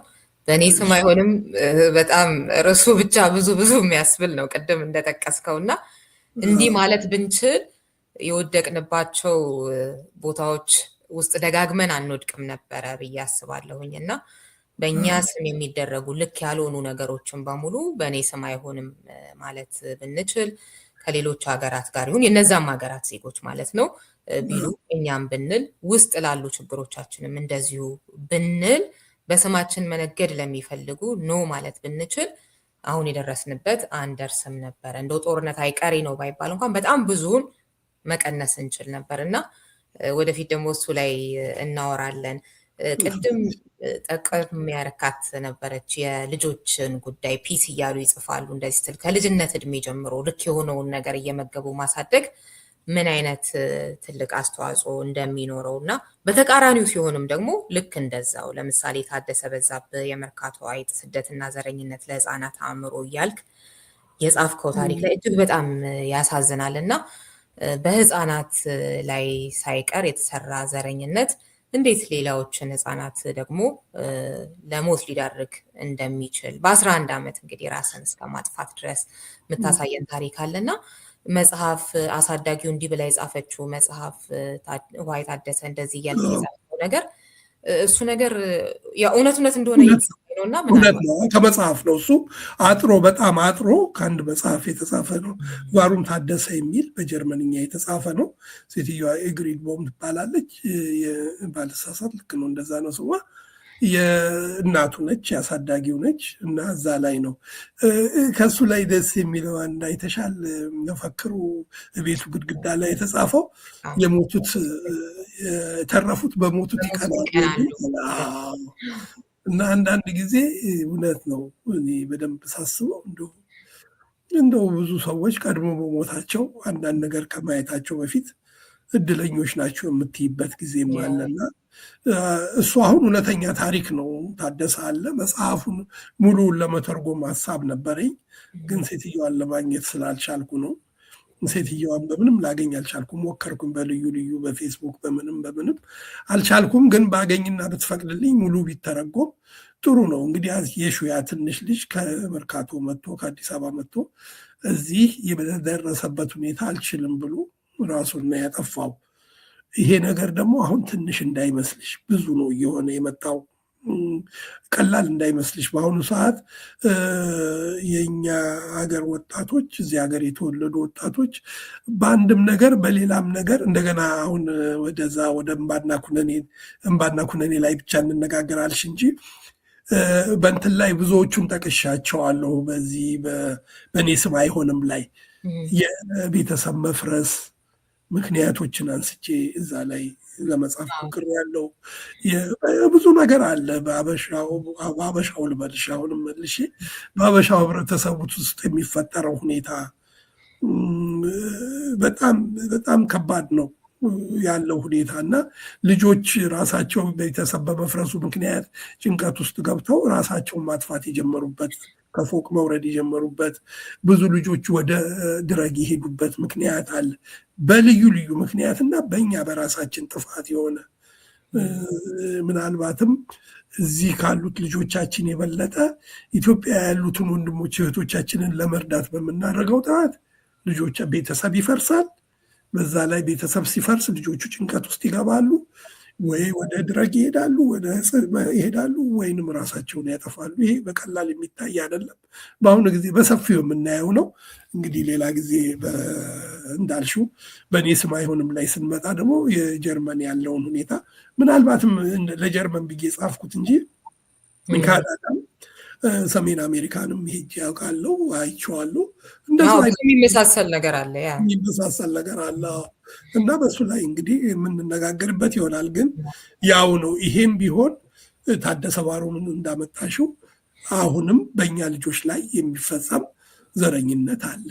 እንደየሀገሩ ግን ይለያያል። እንዳለሽበት አካባቢ እሱ በጣም አንድ ትንሽ ገጠር ከተማ ውስጥ ስለሆነ በጣም ነው እንትን የሆነው። አሁን ፍራንክፈርት አካባቢ ብትሆኝ ደግሞ ያው ብዙ የውጭ ሰው ስላለ ብዙ አይሰማሽም። እንዲያውም አንዳንድ ትምህርት ቤቶች ብዙሃኑ የውጭ ሰው ነው። ስለዚህ ብዙሃኑ የማይሰማበት ደረጃ ላይ ነው ያለው። ግን የውጭ ሰው በሌለበት በትንሽ ከተማ ውስጥ በዛ ዘመን እሱ በመጣበት ዘመን በጣም ከባድ ነው የሚሆነው። እሱም ሊችለው አልቻለም እና በዚህ ምክንያት ራሱን ሊያጠፋ ችሏል። እና በጣም ነው የማዝነው ስለሱ። በመጽሐፌም ደስተኛ ነኝ፣ ግን በሰፊው መጽሐፍ ያለበት ነው መጽሐፉ። ምናልባት እንግዲህ አንድ ጊዜ ፈልገን እንተረጉመው እንደሆነ ሙሉውን በጣም እሱ ቢሆን በጣም አሪፍ ነው። እኔ ባየሁት እዚህ ላይ በተጠቀሰው ብቻ እንኳን ተጨማሪ ነገር ለማወቅ የሚያጓጓል። እንደገናም እንደ ሀገር ልጅ አሁን ልክ የአፄ ቴዎድሮስን ልጅ እንደምናስበው ማለት ነው ልዑል ዓለማየሁ ቴዎድሮስን በቃ ልክ እሱ ነው የመጣብኝ ይህንን ሳስብ። እንደዚሁ ነው እየሆኑ ያሉት ማለት ብዙ ስደት ባልነበረበት ጊዜ ላይ ብቸኝነቱ ወደ ህመም ገፋው እንደዚህ ምናምን እያልን የምንለው ነገር ይሄ ደግሞ ጭራሽ ራስን ማጥፋት ነው እና የበለጠ ያሳዝናል። ያለውን እንደው ባነበው ታደሰ በዛብህ አርቆ አስተዋይ ነበር። ይህንን አርቆ አስተዋይነቱን በሚመለከት ህይወቱ ካለፈ 8 ዓመት በኋላ በህይወት በነበረበት ጊዜ ጽፋቸው ከነበሩ ደብዳቤዎች ውስጥ አንዱን ለማሳየት ያህል ኢትዮጵያዊ ነኝ፣ እድሜም 10 ዓመት፣ በአንድ ጀርመናዊ ቤተሰብ ውስጥ የማደጎ ልጅ ነኝ። እኔ እንደማውቀው ኢትዮጵያ ውስጥ አሁንም ፖሊሶች መንገድ ላይ ስለሚተኩሱ ወይም ስለሚጎሉ ፍርሃት አለብን። እናንተ ደግሞ እዚህ ጥገኞችን ለመቀበል ካልፈለጋችሁ በስደተኞች ውስጥ ያለውን ፍራቻ ለብዙ ጊዜ እንዲኖር ታደርጋላችሁ። ይህ ደግሞ በጣም መጥፎ ነው። አንድ ሰው በስደት ወደዚህ ከመጣና እናንተ ጋር መኖር ከከለከላችሁት ወደ ሀገሩ ተመልሶ መሄድ ካልቻለ መኖር አይችልም ማለት ነው። ይህ ደግሞ በትንሹም ቢሆን በአይሁዳውያን ላይ እንደተፈጸመው መሆኑ ነው። በዚህ መነሻ ወይም ስደተኞችን ለመርዳት ዝግጁ መሆን አለብን። ታደሰ ዞል ሚሼል ባይላል እና እድሜ ይህንን መጽሐፍ 10 ዓመት በጣም ግን ይህ ነው የጀርመን ትምህርት እንዲህ ነው የሚያበስላቸው። የሚገርምሽ ነገር እዚህ ሀገር ሲያስተምሯቸው ያበስሏቸዋል። እንደው በነገር እንደኛ ሀገር ናት ትንሽ ተጫወቱ ተብሎ አጾሎሌ ሲጫወቱ አይደለም የሚያድጉት። አንዳንድ ጊዜ የራስሽ ልጅ የምትናገረው ነገር ይገርምሻል። አንዳንድ ጊዜ በቃ በጣም ነው የሚያስተምሯቸው እንደዚህ አይነት ነገር እና እንደፍረው ለመጻፍም እንትን ይላሉ። የሚገርምሽ እሱ አሁን የታደሰን ነገር ስታነሺ ምን ያህል ፖሊሶቹ ኬርለስ እንደነበሩ መጨረሻ ላይ አይተሻል። ኪሱ ውስጥ እሱ የሱሳይድ ኖት ጽፎ አላገኙትም። ከዛም ያሉት ምክንያት ደግሞ ለሞቱ ሌላ ሲጫወት ሞተ፣ በገመድ ለተሰቀለ ልጅ ሲጫወት ሞተ። አንዳንድ ጊዜ ያው እንደዚህ ነው። እዚህ ጀርመን ስትኖሪ እንደዚህ አይነት ነገሮች ይገጥሙሻል። አሁን ትንሽ እየተሻሻለ መጣ እንጂ እኛ እንደመጣን አካባቢ ምስራቅ ጀርመኖች የተዋሃዱበት አካባቢ ነው እኛ የመጣ ነው። ገና እንደተዋሃዱ አካባቢ ነው እና እዛ አካባቢ ሰው ሲመደብ የውጭ ሰው ሲመደብ በቃ መደብደብ ምን ማለት ጠባያቸው ነበር። ዞሊንገን የሚባል ውስጥ ቱርኮች ቤታቸውን ዘግተው ከውጭ አቃጥለዋቸዋል። ብዙ እንደዛ አይነት ነገር የተሰራበት በኋላ ደግሞ ትንሽም በጣም የህዝብ ጩኸትም የሚገርምሽ እንደዚህ አይነት ናዚዎች ባሉበት ሀገር ደግሞ በጣም ጥሩ የሆኑ ሰዎች በብዛት አሉበት። እንደ እሷ አሳዳጊው አይነት ደግሞ እንደሱ አይነት ብዙ አይነት ሰዎች ያሉበት ደጋግ ሰዎች ያሉበት ሀገር ነው። ሁለቱንም ሀገር አይነት ይዞ ነው ያለው ሀገር እና አሁን በተለይ ደግሞ ቁጥራቸው እየጨመረ መንግስት ስልጣን ላይ ለመግባት ከፍተኛ ጥረት እያደረጉ ነው። አንቺ ጋር ከመምጣቴ በፊት እዚህ እኔ ከምኖረው ሄሰን የሚባል ክፍለ ሀገር ነው። ከክፍለ ሀገሩ ጎን ከኔ ክፍለ ሀገር ጎን ማይንዝ የሚባል አንድ ራይንላንድ ፋልስ የሚባል እንትን አለ፣ ሌላ ክፍለ ሀገር አለ፣ ቅርብ ነው ከዚህ ያለው እና እዛ የተደረገው ምርጫ አውጥተው እያየሁ ነበር ከአንቺ ጋር ከመጀመራችን በፊት። ይሄ የቀኝ አክራሪው የናዚው እንትን ኤፍዲ የሚባለው ቁጥሩ ምን ያህል እንደጨመረ ባየሽው። አሁን ባለው ሁኔታ ቁጥሩ በጣም ነው የጨመረው። ይሄ የጨመረው አሜሪካንም በተፈጠረው ሁኔታ በዚህ በአይስ በሚሰራው ሁኔታ ምን በሚለው ሁኔታ እነሱ ደግሞ እንደዚህ በሚሉበት ጊዜ ቁጥራቸው ጨምሯል። ድሮ ከ5% በታች ሆነው ፓርላማ መግባት የማይችሉት አሁን 3ኛ ኃይለኛ ናቸው። ከሶሻል ዴሞክራቶች እና ከኮንሰርቫቲቭ ቀጥሎ የእነሱ ቁጥር ነው እየጨመረ ሄደው። በእንደዚህ ከቀጠለ የሚቀጥለው ላይ ስልጣን ላይ ሊወጡ የሚችሉበት ሁኔታ ነው የሚፈጠረው። አሜሪካ የሚፈጠረው ነገር ሁሉ እኛ ላይ አውሮፓ ላይ ይታያል። እና እነሱ አሁን ከፍተኛ የትራምፕ ድጋፍ ስላላቸው እና ብዙ ጊዜ እንትን ስለሚሉ አሁን እንደዚህ ለስልጣን በቁና ገርሞኛል። የሀገር ሁል ጊዜ ይተዳደር የነበረው በሶሻል ዴሞክራቶች ነበር ለብዙ ዘመን።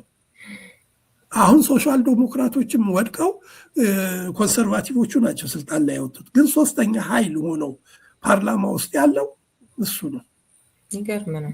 ለግሪን ፓርቲዎች ሊንክ እነዚህ የግራ ፓርቲዎች ሁሉ ከ5% በታች ሆነው ፓርላማ እንኳ መግባት አልቻሉም። እና የሚያሳዝን ሁኔታ ነው ያለው። አሁን ደግሞ ዓለም ሁኔታ እየከፋ የመጣበት ነው ለማለት ነው። እና ታደሰ ዞል በዛ ዘመን የጻፈው ሁኔታ አሁንም በልዩ ልዩ ልጆቻችን ላይ የምናየው ነው። በጣም 10 ዓመት ዕድሜ በዛ ዘመን የተጻፈ ልክ ለአሁን የሚመስል ነገር አለው። አገር ቤትም ያለው ነገር እንደዛ ከሆነ እዚህ መምጣት ከከለከላችኋቸው የሚለው እንግዲህ የአይስ እንቅስቃሴ እዚህ እያየን ነው ያለ ነው። አውሮፓ ላይ እንግዲህ ምን አይነት ችግሮች እንዳሉ እና ዓለም ወዴት እየሄደች ነው የሚለውንም ጭምር እንድናይ የሚያደርገን ነው። እና ያኔው እንግዲህ ታደሰ በዛች በ10 ዓመት ዕድሜው የጻፋት ነገር አሁን ላይ ራሱ እንዴት ማስተዋል ታጣ፣ እንዴት ማየት አልተቻለም፣ ይሄንን እንዴት ሰብአዊነት ራቀን ብለን እንድንነጋገር የሚያደርግ ነው። እና እንደው እሱን ስል የባህሩ ጋኔን ላይም እንዴት ሰው ዋጋ እንዳጣ የሚገልጽበት አለ። በጣም በጣም የሚያሳዝነኝ ታሪክ ነው። ከፍቅረኛው ጋር እርጉዝ ከሆነች የሚለያይበት መንገድ፣ ማዕበሉ ይዟት ሲሄድ እንደዚህ የሆነ በቃ እያሰብኩት ነበር፣ እየሳልኩት ነበር። እና ከዛ እሱ በቃ እንዴት ነው ከዛ በኋላ የሚኖረው የሚለውን ስናይ እንደሚጮህ እየገባ ምናምን ምግብ ቤቶች ምናምን የሚናገረውን ነገር እሱን ከሚናገረው ውስጥ ድምፁ ቢሰልም መናገሩን ቀጠለ። በዚህ ጊዜ ስትጸልይ ነበር፣ ፈጣሪ ሆይ ላልተወለደው ልጃችን ብለህ ማረን፣ ማዕበሉን አቁምልን እያለች ነበር። እንግዲህ በስደት ህይወት ውስጥ ሆነው ማለት ነው። እና ጀልባው ሊሰምጥ ሲል ነው። አድማጮቻችን ያው ራሳቸው አንበቡት፣ ትንሽ ጥቆማ ለመስጠት ነው። ደጋግማ ማርያምን ትጠራ ነበር። በአንድ እጄ እሷን፣ በአንድ እጄ ጀልባውን ይዤ ማዕበሉን ለመቋቋም ታገልኩ። በከፍታ የተነሳው ማዕበል ውሃውን ፊታችን ላይ ሲያለብሰን ታፈንን። እጄን ለቀቀችው። ለመያዝ ሞከርኩ፣ አልቻልኩም። እሷም ታገለች። ስሜን እየጠራች ጮኸች። ከአጠገቤ ድምጿ ራቀ። ድምጿ ሩቅ ቢሆንም በአራቱም ማዕዘን ይሰማኝ ጀመር። ወዴት ልሄድ? ዋና አልችል። እዚህ ነኝ ብዬ መለስኩ። አበድኩ። በዚያ ጨለማ ምን ላድርግ? አበድኩ፣ ጮኽኩ። ምን ልሁን? ሌሊቱን ሁሉ ተጣራሁ። ድምጿ በጣም እየራቀ መጣ። እንዲሁ እንዳበድኩ ምሽቱ ሲነጋ ጠዋት ላይ የለችም። ትልቅ መርከብ መጥቶ እኛን አዳነን። ጀሪካኑን በሩቅ አየሁት፣ ፈለግኳት፣ ነገር ግን ላገኛት አልቻልኩም። የለችም። ከዚያ ቀን ጀምሮ መንፈሴ ታወከ፣ ሕሊና የተነካ፣ ሰላሜና ፍቅሬ አብሮ በማዕበል ዳግም ላይ መለስ ተወሰደ። እኔም የሰውና የመንፈስ ድሃ ሆንኩ። አበድኩ፣ ቀወስኩ። ንገራቸው ለምን እንደቀወስኩ። መቼም አይሰሙህም። ቁማር ተበልቶ አበደ ብትላቸው ነበር የሚሰሙህ። ለእነዚህ ሃይማኖት ለሌላቸው ግብዞች ለእሷ ያላበድኩ ለማን ልበድ? ለማን ልቀውስ? እንደነሱ ለቁማር፣ ለጫት፣ ለዝሙት ጅኒ ባህር ላይ መጥተው አይደለም ይሉ? አዎ የባህር ነውጥ ጭካኔና የሰው ፍቅር ማዕበል የሰሃራ በረሃ ባዜና የሰው ልጅ ውዴታውና ውለታው ነው እሱን ያቀወሰው። እንደናንተ በየመሸታ ቤቱ ከበርቻቻና ጫት ቁማርና ደንዛዥ አይደለም እኔን ያሳበደኝ ብሎ አልበላቸው። መቼም ስለደነዘዙ አይሰሙህም እንጂ ንገራቸው። እውነትም መደንዘዝ ነው እንግዲህ። ቁማር ተበልቶ ቢሆን ብትላቸው ያምኑ ነበረ። ፍቅር ግን የማያሳምን ነገር ሆነ ማለት ነው። ይሄ አሁን የባህሩ ጋኔል የአንድ የብዙዎች ታሪክ ነው።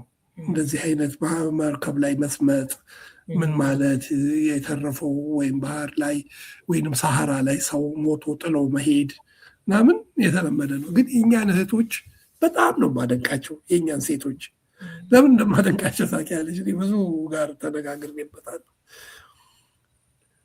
እዛ ሻይ ሸጠውም ብዙ መጥፎ ነገርም ምንም አድርገው ምን ብለው ወንድሞቻቸውን ይዘው ነው የሚመጡት ከፍለው።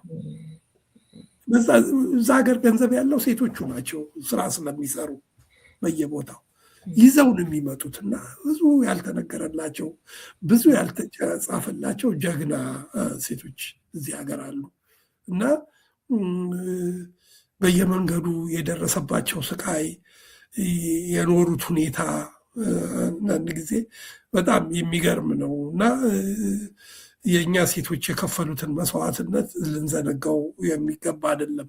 በተለይ ከሳህራ ከሱዳን ከምን ሌሎች ወንድሞቻቸውን ገንዘብ ከፍለው ለማምጣት ያደረጉት ጥረት በጣም በጣም የሚገርም ነው። እና አንዳንድ ጊዜ ተጽፎ ማያልቅ ነው ያለው ሁኔታ፣ የደረሰው ግፍ በሳህራ ውስጥ በሜዲትራኒያን ላይ። ከዛም እዚህ ከመጡ ደግሞ በኋላ የሚደርስባቸውን ደግሞ በእኔ ያየነው ነው። በእንባና ኩነኔ በእኔ ስም አይሆንም ላይ ደግሞ ታየዋለች። የኑሮ ሁኔታ፣ የቤተሰብ መበጥበጡ ምን ማለቱ ትልቅ ብዙ ስራ የሚጠብቀን ይመስለኛል። የኛ ጄኔሬሽን እንኳ እንግዲህ እያለቀ ነው። የሚቀጥለው ጄኔሬሽን በዚህ ላይ ብዙ መስራት ያለበት፣ የሚቀጥለው ትውልድ ብዙ መስራት ያለበት ነው። እነዚህ ልጆች ከነበሩበት ትራውማ አውጥቶ ጥሩ ቤተሰብ ፈጥረው ሊቀጥሉ የሚችሉበት ሁኔታ እንዴት ነው ቤተሰብ መስረት ያለበት የሚለውን ትምህርት መሰጠት ያለበት ይመስለኛል። እና ወደ ኋላ ደግሞ መለስ ብዬ ሳይ ራሱ ትውልዱ ዛሬ ምን እያደረገ ነው የሚለውን ደግሞ እንግዲህ ማየትም የምንችልበት ሁኔታ አለ። እንደዚህ ናቸው፣ ኬርለሶች ናቸው፣ ምንድን ናቸው፣ ወደ ፖለቲካ ወደ ሀገር ጉዳይ ምናምን መግባት አይፈልጉም። የማይፈልጉበት ምክንያት ያው በኛ ላይ የቅድሙ ታሪክ ላይ አንዱን ጉዳይ ተጽፏል። እንዴ ለምን አትወጡም? ለምን አዲስ አበባ ቁጭ ብላችሁ ምናምን። አሁን በየቲክቶኩ የምታየው ምናምን የማያስቀጣ የማያሳስር እንትን የማይል ነው። ወደ ፖለቲካም ስላልገባሽ ቲክቶክ ላይ ዝም ብለሽ ስትሰዳደቢ ስለሆንሽ ገንዘብ የምትሰሪ ከሆነ የምትሸለሚ ከሆነ ምንድነው ምን ለዋጭ ነው የሚባሉት እነዚህ የቲክቶክ እንትኖች በጣም ተጽዕኖ ፈጣሪ ምናምን የሚባሉ ከሆነ ስለ ህብረተሰብ እድገት ወይም ስለ ህብረተሰብ ችግር ስለ ማህበረሰቡ ያለው ሁኔታ ቸገራቸው። ኮንተንት ሲሉ ያስቀያል። ኮንተንት ክሬተር የሚባለው ሁሉ ምን ያህል ትክክለኛ ኮንቴንት ነው? ምንም እኮ የለውም፣ ኮንተንት የለውም። ምንስቅ ነገር ነው። አንዳንዱ ያስቀኝ እነሱ ወይ ከሚስቱ ጋር ሲጣላ ወይ ምናምን ያሳዩና ኮንተንት ፈጠርኩ የሚሉት ነገር አላቸው። እና እንግዲህ ያው ይሄ ሲወርድ ሲዋረድ በእኛ ጀምሮ በእናንተ ቀጥሎ አሁን የተፈጠረው ህብረተሰብ ላይ ያደረስነው እኛው ነን። ዞረን እኛው ነን። እና ህብረተሰብ ወጣቶች ወደ ቁም ነገር ቦታ ላይ ሳይሆን ወደ መሰዳደብ ወደ ምን አንድ ጽሁፍ ጽፌ ባለፈው በአሁኑ አባባል ቫይራል ሄዶ ነበረ። አዶናይ ነው ዋን የሚሉት ልጅ እንትን ያለ ጊዜ ጽዮን ማርያም ሊሳለም ሄዶ እዛ የሚያሳየው ቪዲዮ ላይ አንድ ልጅ እያነከሰ ይከተለዋል። እሱን በክራንች ሆኖ ለማስፈረም በጣም የሚገርም ጽሁፍ ነበር። በጣም እና እንደዛ አይነት ውስጥ የፈጠርነው እንግዲህ እኛው ነን። እና አንዳንድ ጊዜ ልጆቹ ይሄንን ቢሉ እሱን እንዳበድ ቢቆጥሩት ምን ቢሉት ምንም አይፈረድባቸውም። በቃ ያለው ሁኔታ እንደዚህ ነው። እና አንዳንድ ጊዜ ለትምህርት ያላቸውን ፍላጎት ሳየው፣ እዚህ የመጡትን ልጆች ሳየው፣ ስማቸውን እንኳን እንዴት እንደሚጽፉት ሳይ በቃ እንዳለ በቫወሉ ነው እኮ እዛ ላይ እንዳለ በቃ የሚጽፉት እንዴት አድርገው እንደሚጽፉት በቃ ስማቸው መሆኑን አታውቂውም። በቃ አማርኛም ሲጽፉ በጣም በተሳሳተ ሁኔታ ነው ያለው። አማርኛውን እንግዲህ እንግሊዘኛውንም አልጻፉም አማርኛውንም አልጻፉትም። እና አንዳንድ ጊዜ ልብ ብዬ ስመለከተው እዚህ ሳያቸው እዚህ ሀገር ያሉትን ልጆች ሳያቸው ትምህርት ቤትም መሄድ አይችሉም። ከፊት የነበረ ከዚህ ቀደም የነበረው የእውቀታቸው ደረጃ ዝቅተኛ ስለሆነ እንትን ያደርጋቸዋል እና በጣም ችግር አለ። ደግሞ አሁን የመንግስት የሚጠይቀው ስታንዳርድ አለ፣ የቋንቋ ችሎታ። ያንን ችሎታ ካልቻሉና ሄደው ገብተው ካልተፈተኑ ዜግነትም ለማግኘት አይችሉም። ብዙ ነገር አለ ከዛ ጋር የሚያያዝ እንግዲህ እሱን ሁሉ ማየት አለ። ሁለተኛም ደግሞ ቶሎ ሀብታም የመሆን ፍላጎትም አለ። በዛ ምክንያት ሀብታም ለመሆን በማላሽ ፍላጎታቸው ምክንያት ወደ ዕፅ መሸጥና መለወጥ ውስጥ ይገባሉ። በዛው ራሳቸው ይነከሩበታል። በዛው መንገድ ላይ ድረስ እስከ መውጣት የሚደርሱበት ሁኔታ አለ እና አንዳንድ ጊዜ እንግዲህ ያ መሬት ላራሹ የሚለው ትውልድ ይሻላል መሬት ለራሴ ከሚለው መሬት ላራሹ መሬት ለራሴ። አዎ በእርግጥ ያው መጠኑ ምን ያህል ነው እንጂ ከዚህኛውም ትውልድ ያው መሬት ላራሹ እያለ ያለ አለ፣ ምንም ጥያቄ የለውም። ብዛት የብዛት ጉዳይ ሲነሳ እንደገና ደግሞ የሆነ ሀገር አቀፍ የሆነ ቢያንስ ብትችሉ ደግሞ ወደ ዓለም አቀፍ የምታስቡበት ነገር አሁን ጠቦ ወደ ዘውግ የሄደበት እንዲህ አይነትም ልዩነቶች እሱም አለ። አንዳንዴ ድሮ ምጽፋቸውን ጽፎች ምናልባት አንቺ ስላላየሻቸው ይሆናል እንጂ በእሱ ላይ ብዙ ጽፍ ነበር። ከኢህአፓ ወጥቶ ዘረኛ መሆን እኔ ጾታን እንደመቀየር ነው የምቆጥረው ብዬ ጽፍ ነበር ብዙ ጊዜ። ወይም ከኢሰፓ ወጥቶ ወደ ዘር ድርጅት መሄድ ወይም ከሜሶን ወጥተሽም ወደዛ እንደገና መሄድ ወደ ዘር ድርጅት መሄድ እኔ በቃ ምንም ሊሆን አይችልም ብዬ የማምን ነኝ ብዙ ጊዜ። ወደ እንደዛ ወደ ዘውግ ምናምን ማለት ይሄ የፖለቲካው እንትን ስለሆነ ሌላ ጊዜ በሰፊው እንነጋገርበታል። ግን ልጆቹ በአሁኑ ሰዓት ያሉት አንደኛ ጥፋተኛ አይደሉም ልልሽ ነው ይህንን ያመጣሁት።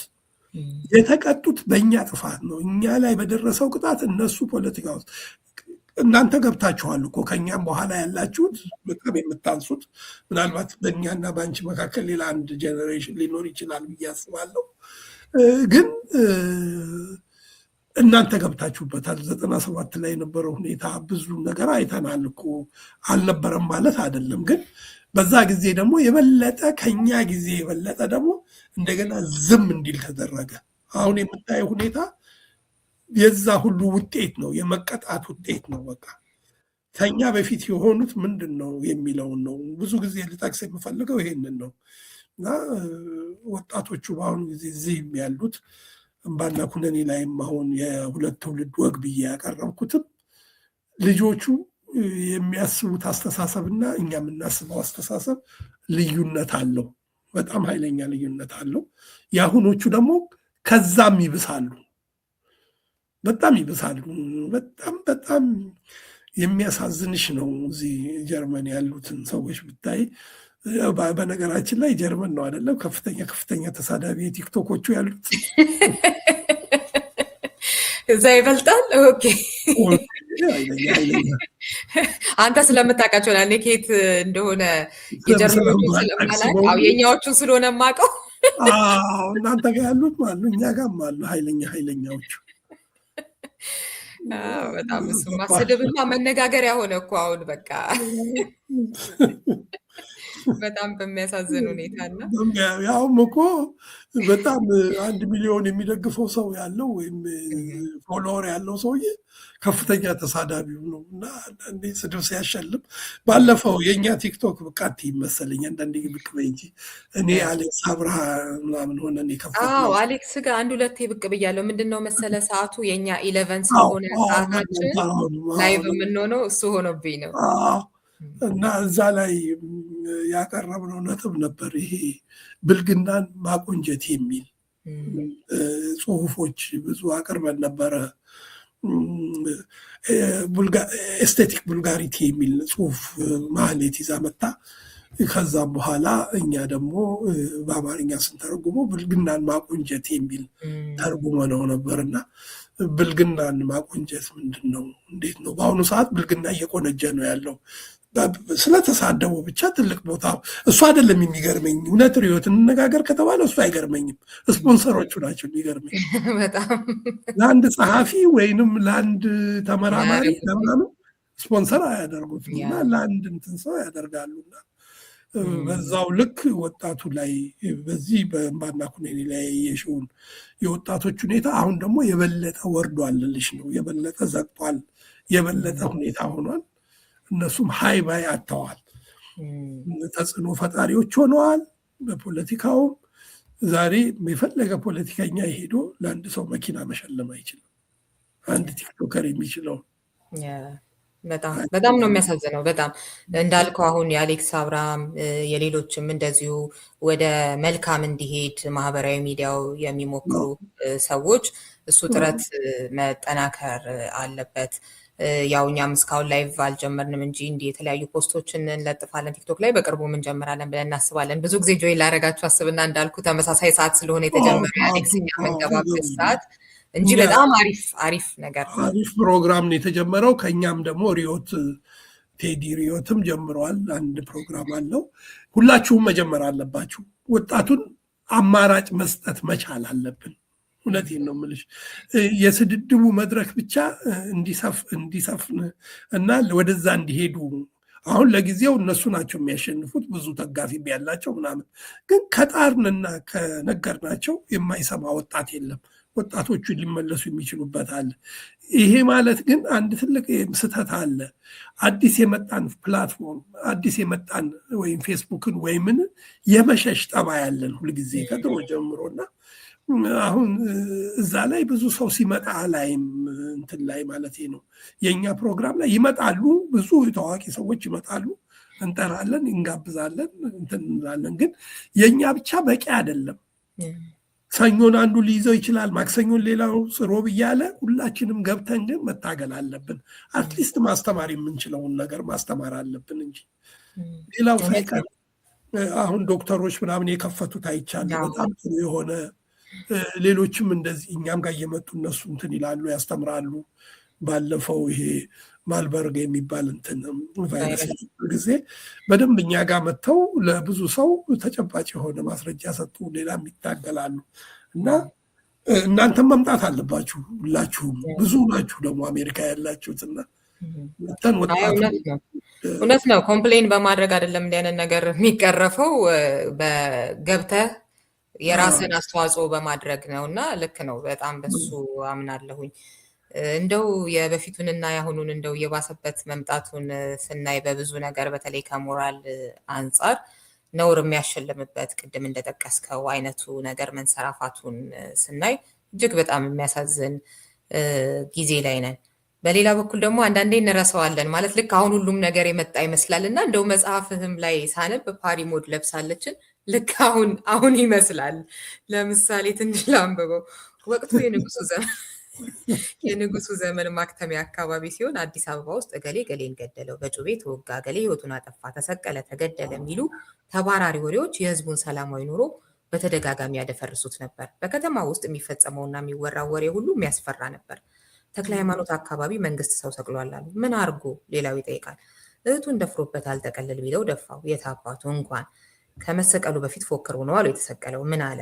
ይህን ሴት አውል ከገደልኩ በሞትም አይቆጨኝም አለ። ደግ ብሏል። በእርግጥ ይሄኛው ያው መሰቀል እንደዚህ አይነቱ ነገር ባይኖርም ግን የገረመኝ ነገር ምንድን ነው ይሄ ወሬዎቹ ብለህ ከዘረዘርካቸው ውስጥ አሁንን የሚመስሉ ነገሮች አሉባቸውና ያው የከፋ የበዛ መሄዱ ነው እንጂ ያኔም ለካ እንዲህ ነበር አይነት ነገር አሁን መጣሽልኝ ነው። ይኸውልሽ አንዱ ኢህአፓ የለወጠው ነገር ይሄንን ነው። ይሄ አሁን ብዙ ሰዎች አንደርስታንድ አያደርጉትም። እኛ ወደ ኢህአፓ ከመለወጣችን በፊት እኮ መሆን የምንፈልገው ቻይና ግሩፕ ነበር። ቻይና ቦምባርድ ምናምን ቻይና ግሩፕ የሚባል ጋንች ያለው ብረት ቦክስ ያለው ምናምን ነበር። ኃይለኛ የሆነ በቃ ቸራ የሚባል አለ እስራኤል ግሩፕ ምናምን ሆኖ በቃ በየቦታው መደባደብ ምናምን ነበርና በቃ ዘናጭ መሆን ጆሊ ጃኪዝም ምናምን ነበርና ልክ አብዮቱ ከፈነዳ በኋላ ግን ያም ሆኖ ብዙዎቻችን ደግሞ ሪቮ መሆን እንፈልግ ነበር። ሪቮ የሚባሉት ያኔ መጽሐፍ የሚያነቡ ይሄ ከባድ የሆነ እንግሊዘኛ የሚናገሩ ምንሰማቸው በየያዝክሉ በየምኑ እየመጡ የሚናገሩ እንደነሱ ለመሆን ትልቅ ጥረት እናደርግ ነበርና ከዛ በኋላ ነው ተለውጦ ሁሉም ተለውጦ ወደ ፖለቲካ ውስጥ የገባና ወደ እንትን የተለወጠው። እኔ ከርቸሌ ታስሬያለሁ እንዳየሽው ባለፈው ላይ። ከርቸሌ እኛ ከመግባታችን በፊት ለምሳሌ የሻማ አምጣ ተብሎ ሰው ይቀጠቀጥ ነበር እኮ በጣም ይቀጠቀጥ ነበር። እኛ ከገባን በኋላ የሻማ የቆመው የሻማ ቆሞ እንዲያውም መቁርስ አንድ ላይ ምግብ የምንበላበት ሁኔታ ተፈጥሮ ምግብ የምንበላው በዛ ጊዜ ነው። እና አንዳንድ ጊዜ የተደበቁ የተለወጡ ነገሮችም ያየነው አለ። በተለይ እዛው እስር ቤት ውስጥ በወንጀል ታስረው የሀፓ ተመልምለው የወጡም ነበሩ እኮ በብዛት። እና አንዳንድ ብዙ ነገር ነበረ፣ አብሮ መብላት፣ በቁርስ መፍጠር እና ምግብ የመጣለት ምግብ ከሌለው ጋር ተካፍሎ መብላት፣ የሻማ የሚባል መቅረት በየእስር ቤቱ የመጣው ከኢሃፓ በኋላ ነው። እና ይህም እየሰፈሩ ድብድብ የቀረው ግን ባሪሞድ ለምሳለች የሚቆም ታሪክ አይደለም፣ ገና የሚመለስ ነው። የሌላ ታሪክ መጀመሪያው ነው የሚሆነው። ቆንጅትና ኪዳኔን እናገኛቸዋለን። ሞቶ የት ታገኘዋለሽ? በሌላ መመለሳቸው አይቀርም እና እውነተኛ ታሪክ ነው። ባይዘው እሱ በጥይት እንደመታት እሷን እውነተኛ ታሪክ ነው። እንግዲህ ትንሽ የተቀባባው ምኑ ይቀባባል ለጽሁፉ ድምቀት ሲባል እንጂ ግን ልጅቷን ሴትዮዋን መቷል፣ እሱም ራሱን ገሏል። እሷ ግን ተርፋለች። እስካሁንም ድረስ ያለው እንግዲህ ፍቅረኛቸውንም ሚስታቸውን ምናምን ስለሚገሉ ባሎች እንግዲህ እስካሁንም ያው አለንበት። እንደውም ተጠናክሮ ብዙ የሚያሰቀቁ ነገሮች ተጨምረውበት እና ያሳዝናል። ብዙ ችግሮቻችን ያን ግን የሚሰጠውን አየሽው ብሎ መግደል የሚገል ነው። እንደዚህ አይነት ነገር ጠቅልላት ነበር። አንቺ አታስታውቂ፣ አንቺ ምንም አታውቂው እንጂ ሰፈሩን ታውቂዋለሽ አይደለ? አብነት ጋር ይሄኛው አብነት ነው። አብነት እንትኑ ላይ እቺ ወደዛ ወደ ቃጫ ፋብሪካ የድሮ ኮካኮላ ሆኑ ወደ ኮካኮላ እና ወደ ወክማ ወደዚህ የሚሄደው ባህሉ ላይ ነበር ሰው የሚሰቀል። ገርማል በጣም። ወይም ተክለ ሃይማኖት ብዙ ጊዜ እና ብዙ ጊዜ በኃይለ ሥላሴ ጊዜ ሰው ተሰቀለ የሚለው ወሬ መስማት የተለመደ ነበር። አሁን ቀርቷል። አሁን አይመስለኝም የሚገደል አይመስለኝም። ግን ያኔ ነበረ እንደዛ አይነት ነገር ነበረ እና ብዙ እንትን ነው የእሷ ታሪክ። አኗኗራቸው እንደ ፈረንጅ ነበረ ባልና ሚስቶቹ፣ ያው መቀኛ ገብቶበት እንደዛ እስከሚሆን ድረስ ማለት ነው። እና ባሪሞድ ለብሳለች ትንሽ ለየት ያለ ታሪክ ነው። ጋሽ ፒፓም እንግዲህ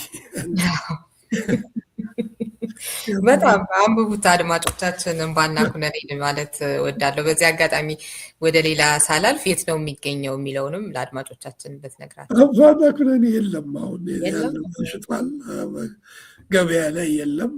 ሁለቱም መጽሐፍ አሁን ገበያ ላይ የለም። የሚገርምሽ ምናልባት ይሄኛው አይሆንም ነው የሌለው፣ በእኔ ስም አይሆንም። በጣም ትንሽ ምናልባት ጃፋር ጋር ይገኝ እንደሆነ አላውቅም፣ ግን ሌላ ጋር የለም፣ አልቋል ያለው። ለምን ድጋሚ ማሳተም አላሰብክም? ውጭ ሆነሽ መጽሐፍ ማሳተም ያው ታውቂዋለሽ ምን ያህል ክብደት እንዳለው።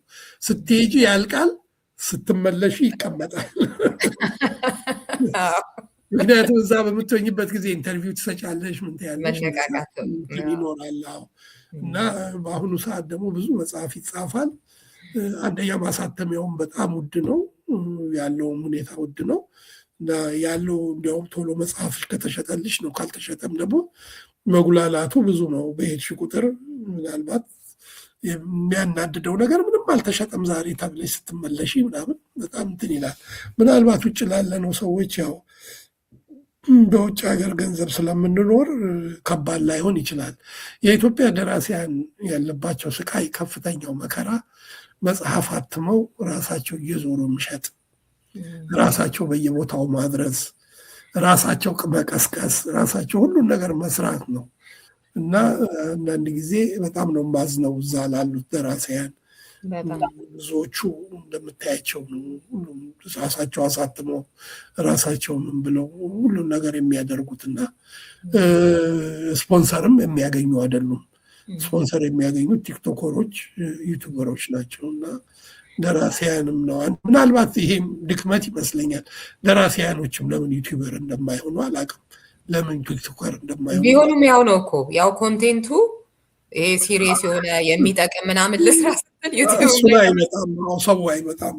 ግን አሁን ማድረግ የሚቻልበት መንገድ መፈጠር አለበትና አትሊስት ግን ተደራሽነቱን እንዳልከው በተለያየ አይነት ፕላትፎርሞች ቢመጣ ራሱ ይሄ ስፖንሰር የሚያደርጉትን ሰዎች ተጽዕኖ መፍጠር፣ ተጽዕኖ ፈጣሪ መሆን የሚቻልበት ሁኔታ አለ። 2 3 4 አሁን ቢከፈት እንደኛ የከፈት ነው አይነት 3 4 እንደ አሌክስ አብርሃ ክፍል አይነት 5 6 ቢኖር ሁላችሁም ብትከፍቱ በልዩ ልዩ ነጥብ ላይ ተጽዕኖ መፍጠር ይቻል ይሆናል ብዬ አስባለሁ። ስፖንሰር ቢያደርጓቸው በጣም ደስ የሚሉ ጎበዝ ደራሲያን አሉ ኢትዮጵያ ውስጥ።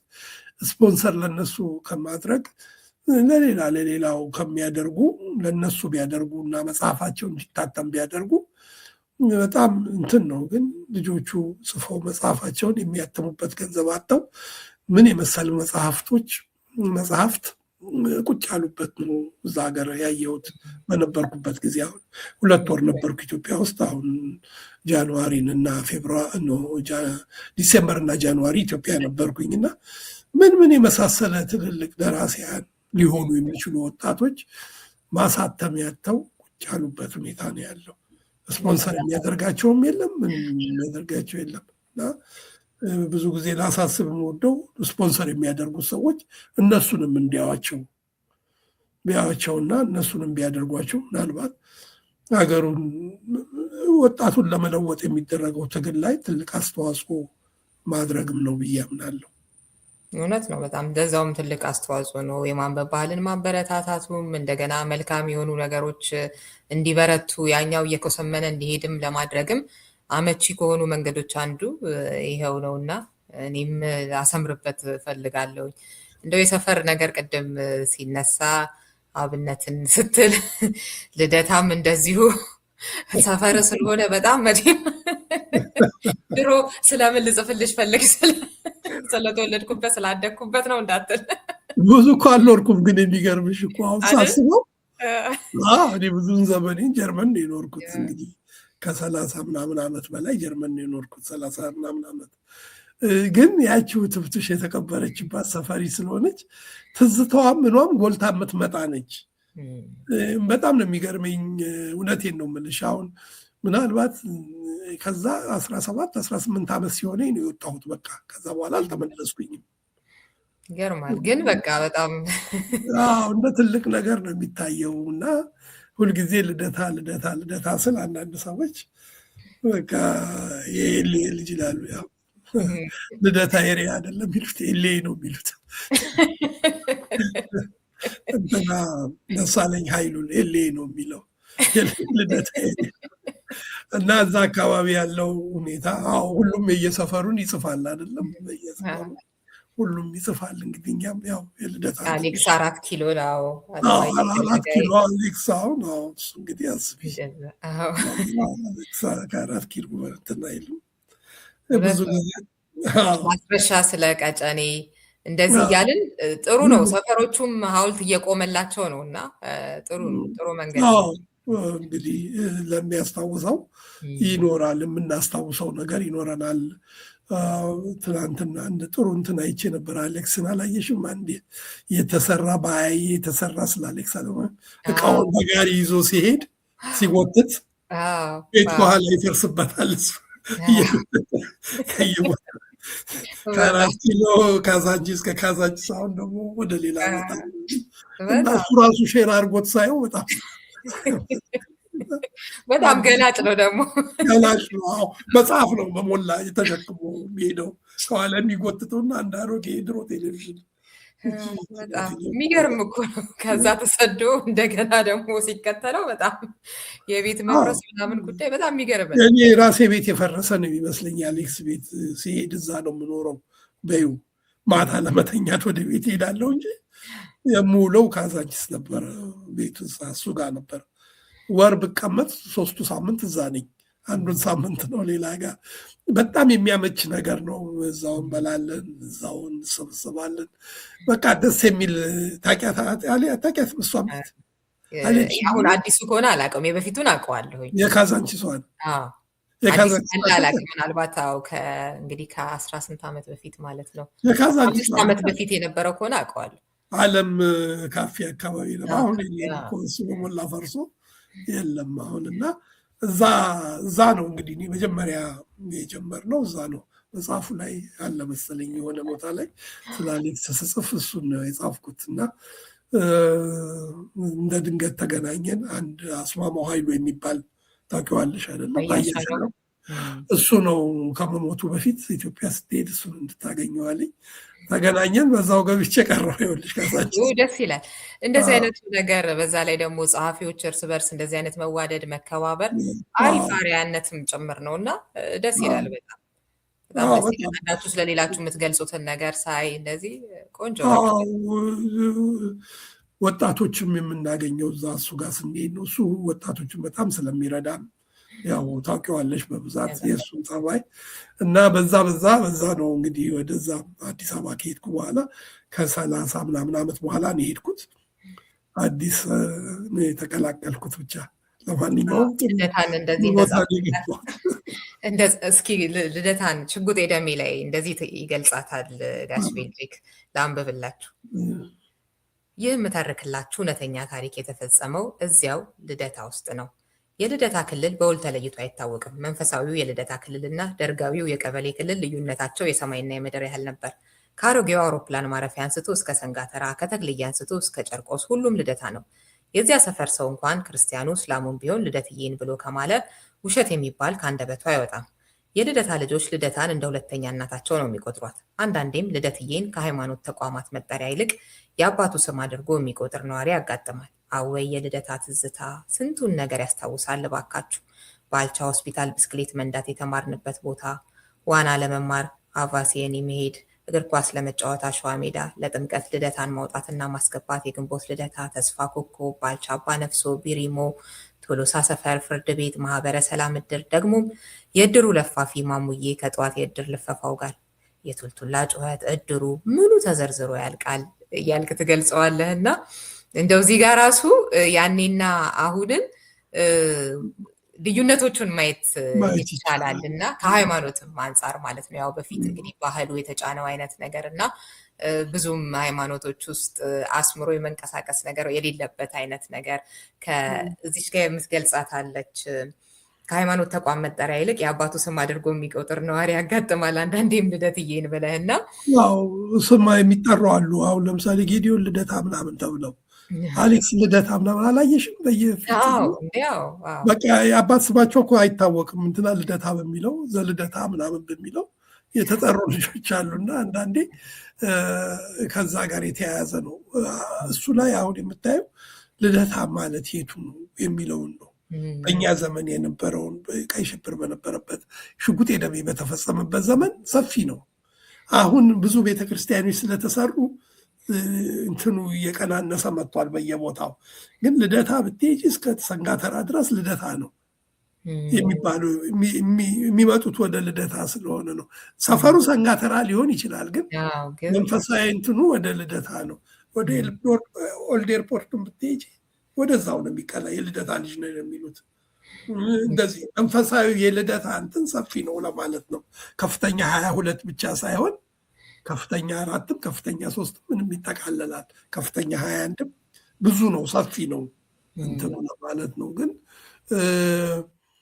ልደታን በሚመለከት ያው ሁልጊዜ የምናገረው ነው። በጣም ችግረኛ የሆነ ህብረተሰብ፣ በጣም ዝቅተኛ የሆነ ነዋሪ ነው እና ብዙዎቻችን የወታደር ልጆች ነን። ምክንያቱም እዛ አካባቢ ብዙ የወታደር ካምፖች አሉ። ማመላለሻው አለ፣ ሚሊተሪ ፖሊስ አለ፣ መሐንዲስ አለ። ብዙ ስለነበሩ እዛ አካባቢ የሰፈሩትም የልደታ ቤትም ገዝተው ቤት የሰሩት የወታደር ልጆች ነን ብዙዎቻችን እና ዝቅተኛ ገቢ ያላቸው ሰዎች የተሰባሰቡበት ነው። አንድ ደስ የሚለው በዛ ችግር ውስጥ ግን የነበረውን ፍቅር ነው። የእድሮቹ የሌሎቹ አሁን በጣም ተለውጧል። በጣም ነው የተለወጠው። ምክንያቱም አንድ ግቢ ውስጥ የሚኖረውን ሰው እንኳ ማወቅ አትችይም። እንኳን አንድ ሰፈር ውስጥ ድሮ የትም እዛ ልደታ ውስጥ ከብሪሞ እስከ ቶሎሳ ሰፈር የሞተ ሰው እንኳ ስሙን ሰምተን እናውቃለን። የከሌ አባት ሞቱ፣ የከሌ እናት ሞቱ እንደዚህ የምንለው። አሁን ጎረቤት ባለፈው በአሁኑ ሳይሆን ከዚህ ቀደም በሄድኩበት ጊዜ እዛ የተከራየች አንድ ሰው በወሊድ ሞተችና ከሌላ ሰፈር በሎንቺና መጥተው ነው ሬሳውን ይዘው ወስደው የቀበሯት። የሰፈሩ ሰው ማን እንደሆነ ስለማያውቅ እዛ እኮ ተከራይታ 1 ዓመት ኖራለች። እና ይህን ስታየው የሚገርም ነው። እና አንዳንድ ጊዜ ልደታ አሁን በጣም ተለውጧል፣ ከሚገባው በላይ ተለውጧል። ወደዚህ ወደ ገጃ ሰፈሪ ወደሚባለው ወደ ላይ ያለው ከመንገዱ ጀርባ ወደዚህ ያለው እሱ እንዳለ እንትን ሆኗል። ኮንዶሚኒየም አዲስ ተሰርቷል። አሁን ያልፈረሰው በዚህ ወደ ታች ያለው ልደታ ነው። ወደ ቶሎሳ ሰፈር ወደ ታች ያለው ልደታ፣ ወደ ብሪሞ ያለው ልደታ እስካሁንም አልፈረሰም። ግን እንግዲህ ያው አንድ ቀን መፍረሱ አይቀርም። ዋና ዝግጅት አለ። አዎ እንግዲህ አንዳንድ የሚቀመጡት እንደዚህ በመጽሐፍ መልክ ነው ሰዎቹ ትዝታ ታሪክ ምናምን የሚቆየው እና እዛ ላይ ሽጉጤ ደሜ ከሌሎቹ በተለየ ምናብ የጎላበት አድርጌ አሰብኩኝ። ላይሆንም ይችላል፣ የኔ ግምት ይሆናል። እሱ ላይ ልክ ነው። ሽጉጤ ደሜ መግባቱ ትክክል ነው፣ መጮሁ ትክክል ነው።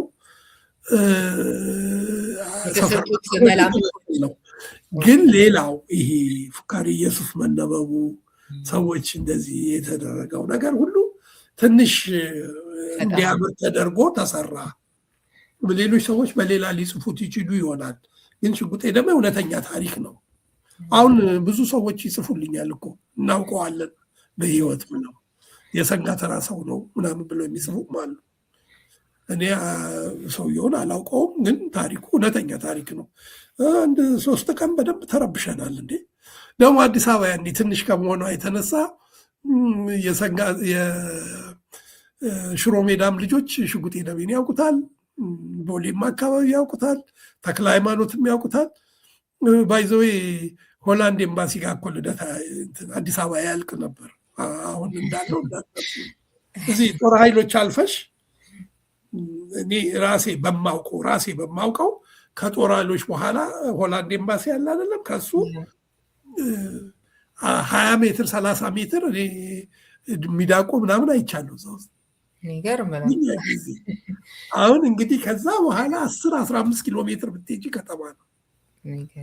ከዛ በኋላ የበለጠ ትልቅ ከተማ አለ።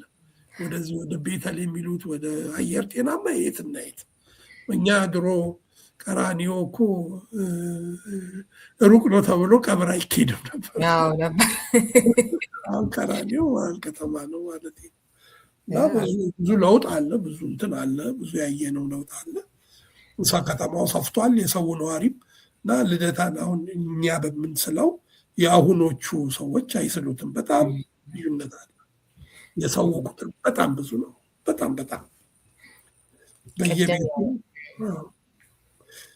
ቅድም ያነሳኸውን ደግሞ ቀለበቴን ስጧት ብዙዎች የሚወዱት ብለህ እሱም ላይ ትንሽ ብንባባል ደስ ይለኛል። በጣም የሚያሳዝን ታሪክ ነው እና በተለይ መጨረሻው አካባቢ እንግዲህ እስር ቤት ሆኖ ነው ሲተርክ እንዴት እንደተገናኙ ከፍቅረኛው ጋር ደስ የሚል በቃ እያጓጓ መጥቶ እንዴት እንደተጋቡ ከዛ በኋላ ገና ከተወልዶ ልጃቸው የ1 ዓመት እንደዚህ ሆኖ ሲታሰር ቶርቸሩ እሱ ነገር በጣም እና መጨረሻው በተለይ እጅግ በጣም ያሳዝናል እና የሆነ ክፍል ባነብ ደስ ይላል።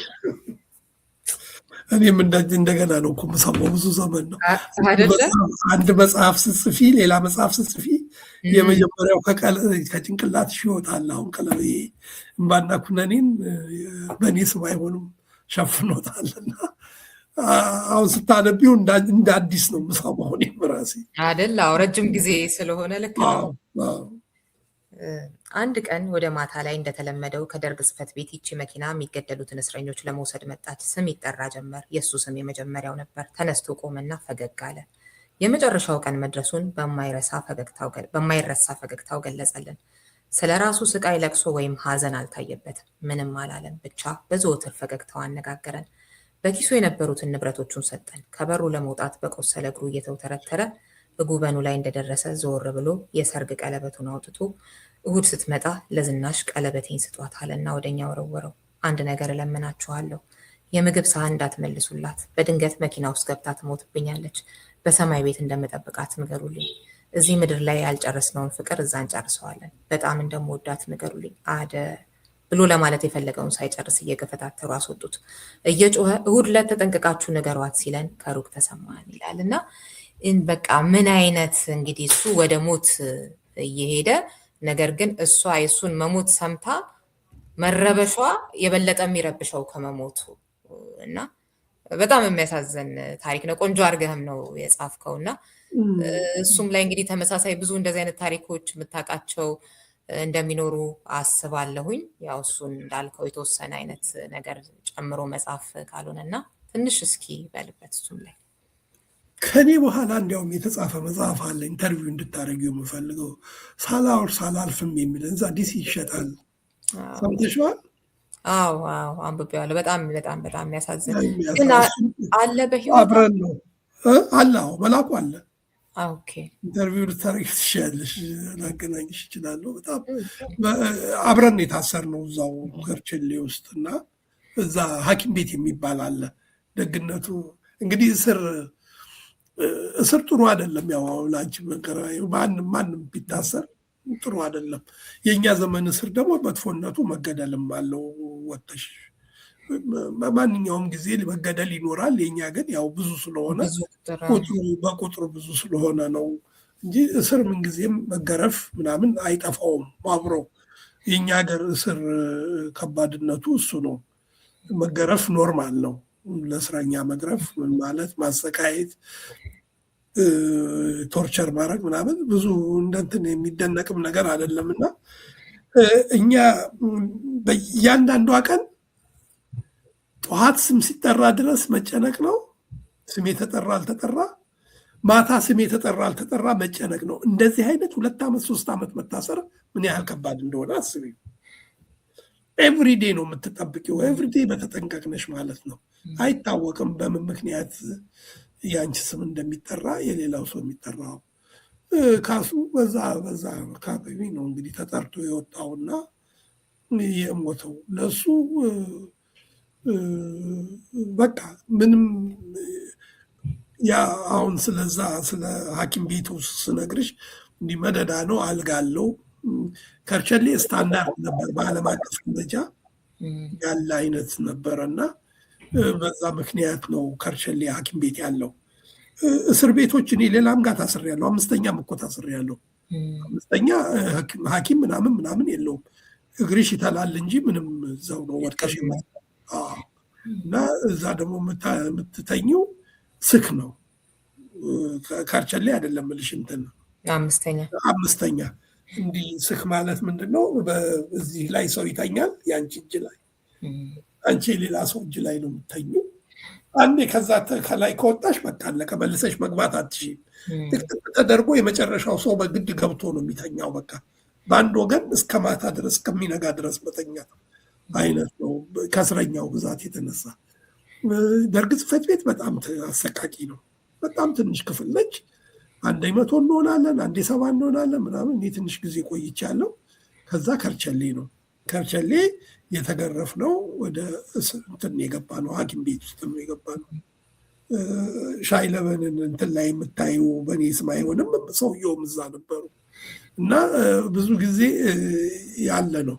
የካሱን ስታዩ በቃ በትንሽ ጊዜ ውስጥ እግሩ ተገርፎ እግሩ ተቆርጦ ምናልባት ስለሱ ሲያስረዳሽ እንትና መላኩ በደንብ ሊያስረዳሽ መላኩ አወቀ ሳላልፍም በጣም እሱ ራሱ በተለይ እግሩን ብዙ የሚዘገን ምናምን ስዕሉን እዛ ላይ መጽሐፉ ላይ ስለምታየው እንደዛ ነው የሆነው። ካሱ የሰው ልጅ የእግሩ አውራ ጣት ምን ያህል ጥቅም እንዳለው የምታውቂው እሱ ሲቆረጥ ሲበሰብስና ሲወድቅ መቆም ሲያቅተሽ ነው። ለካ አውራ ጣት ነው ደግፎ የሚይዝሽ ሳታውቂው ለምንትን እና ብዙዎቹ እንደዛ እግራቸው እየተቆራረጠ ለብዙ ጊዜ መከራ ውስጥ የገቡ ልጆች አሉ። እኔማቃቸው አሁን ብዙዎቹ በህይወት የሉም፣ ግን ብዙዎች እንደዛ የተሰቃዩበት ነው። እኔም ብዙ ነው የተገረፍኩት። ለነገሩ ደርግ ጽሕፈት ቤት ነው ብዙ ስቃይ የደረሰብኝ፣ እዛ ነው ያለው። ግን ያው እንደ ድንገት ተረፍኩኝ።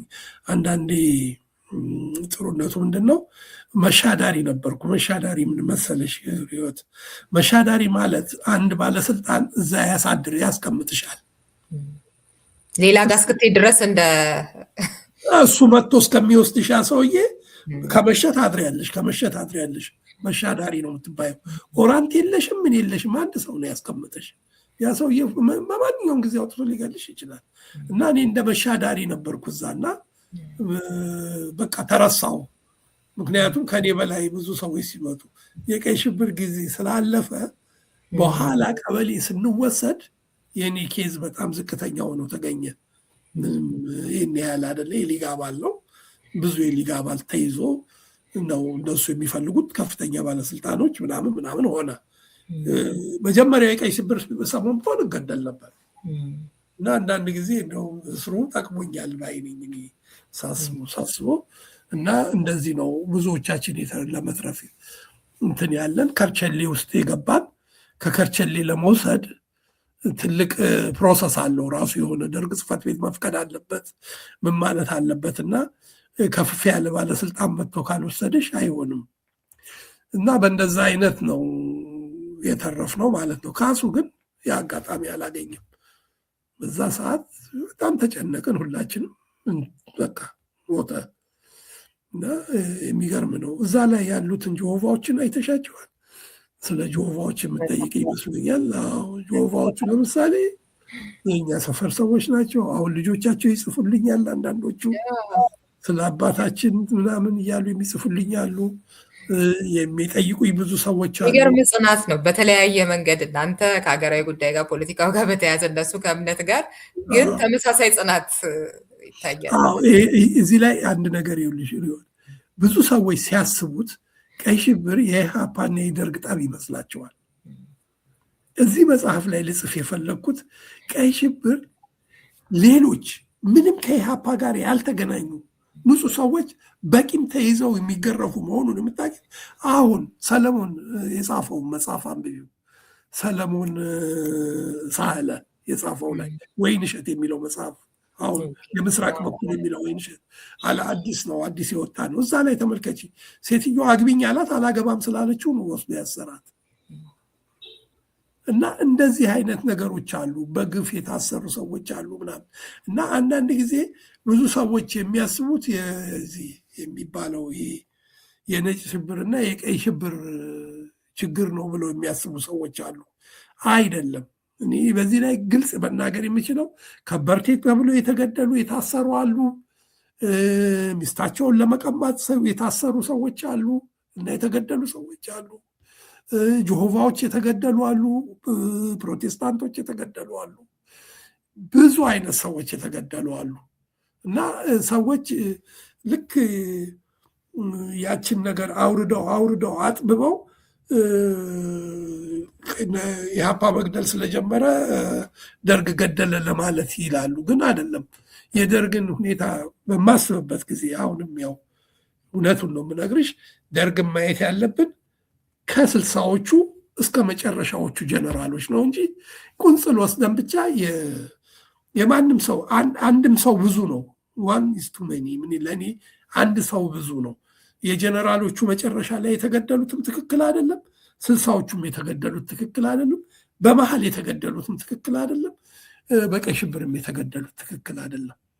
ሰዎች ግን ወስደው ያችን የ70 ዓመተ ምህረትን ቀይ ሽብር 1 ዓመቷን ብቻ ቁንጽል አድርገው መናገር የሚፈልጉት የተሰራውን ወንጀል ለማሳነስ ስለሚፈልጉ ነው።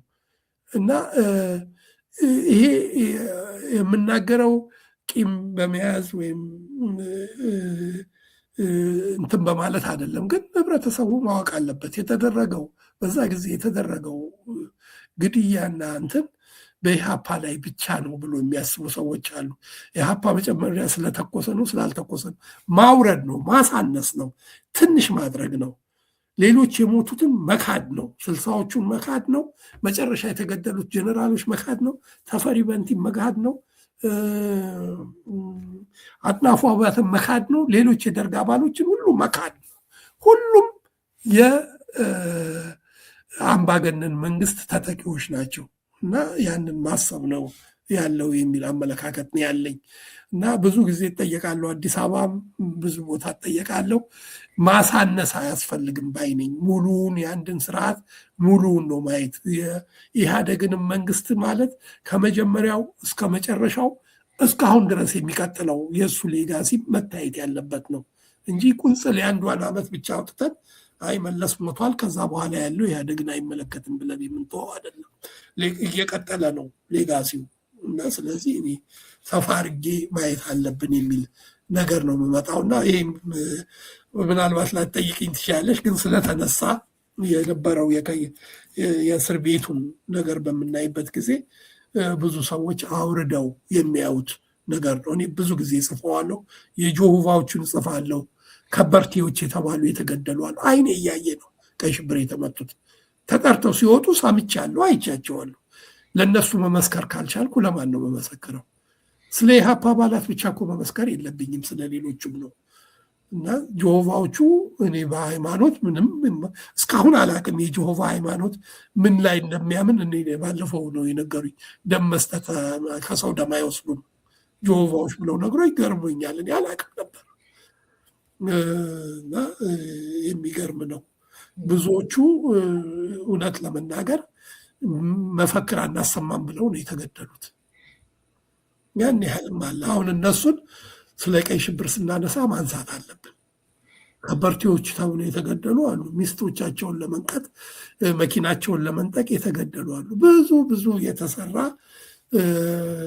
መነገር ያለበት ሊደበቅ የማይገባ ብዙ ወንጀል አለ እና አውርደን የቀይ ሽብርና የኢሃፓ የጀመረው የመሳሪያ ትግል የከተማ ትግል ወይም ይሄ ነጭ ሽብር በሚልም የሚታወቀው የእሱ የሁለቱ ብቻ የሚያደርጉ ሰዎች ነገሩን ለማቃለል እና ለማውረድ አንድ ምክንያት አለው ያንን ለማድረግ። እኛው ኢሃፓን ለመግደል ምክንያት ሊኖር ይችላል፣ አላቅም። መንግስት ነው ስልጣኑን ለመከላከል ያደረገው ነው የሚል ነገር አሳሳቢ ሁኔታ ሊመጣ ይችላል። ጆሆቫዎቹ እኮ ምንም ስለ መንግስት እንትን የለም። ከበርቴዎቹ ምንም እኮ የለም። በርበሬ ነጋዴዎቹ ምንም የለም። ስልሳዎቹ እኮ ታስረው ጥፋታቸውን መቀበል ነበረበት። የመጨረሻ የነበሩት ጀነራሎቹ የግንቦት ስምንቶቹ እነ አጥናፉ አባተ፣ እነ ተፈሪ በንቲ፣ እነ አማን አንዶም ጠቅላላውን ነው ማየት ያለብንና አንዳንድ ጊዜ ሰፋ አድርጎ ከቀይ ሽብር ባለፈ ሄዶ ማየት የሚጠቅም ነው ብዬ አስባለሁ። አለበለዚያ ይሄ ነገር በእውነት ካልተነገረ እየቀጠለ ነው የሚሄደው። እየቀጠለ አሁንም ድረስ የሚቀጥልበት ምክንያቱ የመጀመሪያው ላይ የተደረገውን በትክክል ተንትነን ለማለፍ ሳይሆን የፖለቲካ መራገጫ ነው ያደረግነው ታሪኩን። እኛም ይሄን ነው ስንል እነሱ ምን እንዲለው ሲሉ እንላለን። ኖ አይደለም። የተደረጉትን ነገሮች ሁሉ አውጥተን በእኛም በኢሃፓን በኩል ያለውን ትክክል ከሆነ ያልሆነውን አውጥተው ማመንና መናገርና መቀጠል መቻል አለበት። መዘጋት አለበት። እንዳልተዘጋ የምታዩ ሰሞኑን ፌስቡክ ላይ ተመልከች። በዚህ በምርጫው ምክንያት አንዲት ትንሽ ወጣት ስለ ምስጢረ ስላሴ አይደለም ሰዎች የሚናገሩት፣ እንትን ነው በቃ። እኔ ግርም ይለኛል። ምስጢረ ስላሴ 20 ዓመት 25 ዓመት እንደዚህ ቢሆናት ነው። እዛ የብርቱካን መጽሐፍ ምረቃ ላይ አግኝቻት ነበረ እና ተነጋግረን ነበር። አይቻት ነበር፣ አስተዋውቀው ነበር። እሷ መጽሐፌን አንብባ ማወቅ ፈልጋ ነው እንትን ያለው እና የሚገርምሽ ወጣት ነች እና አንዳንዴ ራሴን በእሷ ውስጥ እያየሁት ግርም ይለኛል። ያው ዘመኑ የተለያየ ሀፓ ነው። እነሱ ህጋዊ ታጋዮች ናቸው። እኛ ህቡ ነን። እኛ በመሳሪያ ትግል እናምናለን። እነሱ በሰላማዊ ትግል ነው የሚያምኑት። እኛ ኮሚኒስቶች ነን፣ እነሱ ሶሻል ዴሞክራቶች ናቸው። ብዙ ልዩነት አለን፣ በጣም ብዙ ልዩነት አለን። ግን መልሰው መላልሰው የሚጠይቋት የድሮውን ኢሃፓ ነው። አዎ በጣም ሲከሰስ ራሱ እሷ ያልተወለደችበትን ጊዜ በዛ ነው የሚከሷት እና በጣም የሚገርም ነገር አለው። ያለመዘጋቱ ማሳያ ነው ያልከው አንድ ጥሩ ነገር። ይህንን ከእሷ ጋር ተያይዞ የሚነሳውን ጉዳይ የምናይበት አንድ መነጽር ይሄ መሆን እንዳለበትም ነው የሚገባኝ። በእኔ ስም አይሆንም ደግሞ በሌላ ጊዜ እንወያይበታለን። አድማጮቻችን ያነበባችሁ ጥያቄ አስተያየት ካላችሁ ደግሞ ላኩልን። ለጋሽ ቤልጅግም ማቀርብ ይሆናል በሚቀጥለው ስለምንወያይ በእኔ ስም አይሆንም ላይ ማለት ነው። ለዛሬው ሳልል ባላልፈው የምትለው ነገር ካለ መድረኩ ክፍት ነው። ብዙ ነገር የለኝም። የማመሰግናቸው ሁለት ሰዎች አሉ። እንግዲህ በእኔ ስም አይሆንም ላይ ነው የማመሰግነው። አቤል አድማሱና ተፈሪ ንጉሴ የሚባሉ ናቸው። ይህም መጽሐፍ እንዳሳትም የረዱኝ። በእኔ ስም አይሆንም። ለእነሱ ምስጋና በዚሁ አጋጣሚ ለማቅረብ ነው እንጂ ሌላ ጎላ የምናገረው ነገር የለም። በማንኛውም ጊዜ ግን በእኔ ስም አይሆንም ላይ ደግሞ እንነጋገራለን። በዚህም እንደገና በቀይ ሽብርም በምንም መነሳቱ አይቀርም። ብዙ ጥያቄ መነጋገር ያለብን ላይ ያው እኔ ብንነጋገር ደስ ይለኛል። ከልብ ከልብ ማከብርሽ በአንቺ ፕሮግራም ላይ በመጠራቴና በመናገሬ ለእኔ ክብር ነው፣ ያው ደስታዬ ነው በጣም እና በጣም ነው ከልብ ነው የማመሰግነው። እኔም በጣም ነው የማመሰግነው። ደስ ብሎኛል ስለነበረን ጊዜ። አድማጭ ተመልካቾቻችን ከደራሲ ቤልጅጋሊ ወይም ጌዲዮን ተስፋዬ ጋር የነበረኝ ቆይታ ይህንን ይመስል ነበር። በሌላ ፕሮግራም ደግሞ ከሌላ መጽሐፍና ከሌላ ደራሲ ጋር እቆያችኋለሁ። እስከዚያው ሰላም ሁኑ። ምንጊዜም ሚዲያ የዕለቱ ጉዳይ ከመጽሐፍት ገበታ፣ ከአድማጮች መድረክ መስታወት፣ የቅዳሜ ወጎችና የተወልደ እንግዳ መደበኛ ዝግጅቶቻችን ናቸው። 703 475 6309 ስልካችን፣ ምንጊዜም ሚዲያ @gmail.com የኢሜይል አድራሻችን ነው። ሰብስክራይብ በማድረግ ቤተሰብ ይሁኑ። ምንጊዜም ኢትዮጵያ።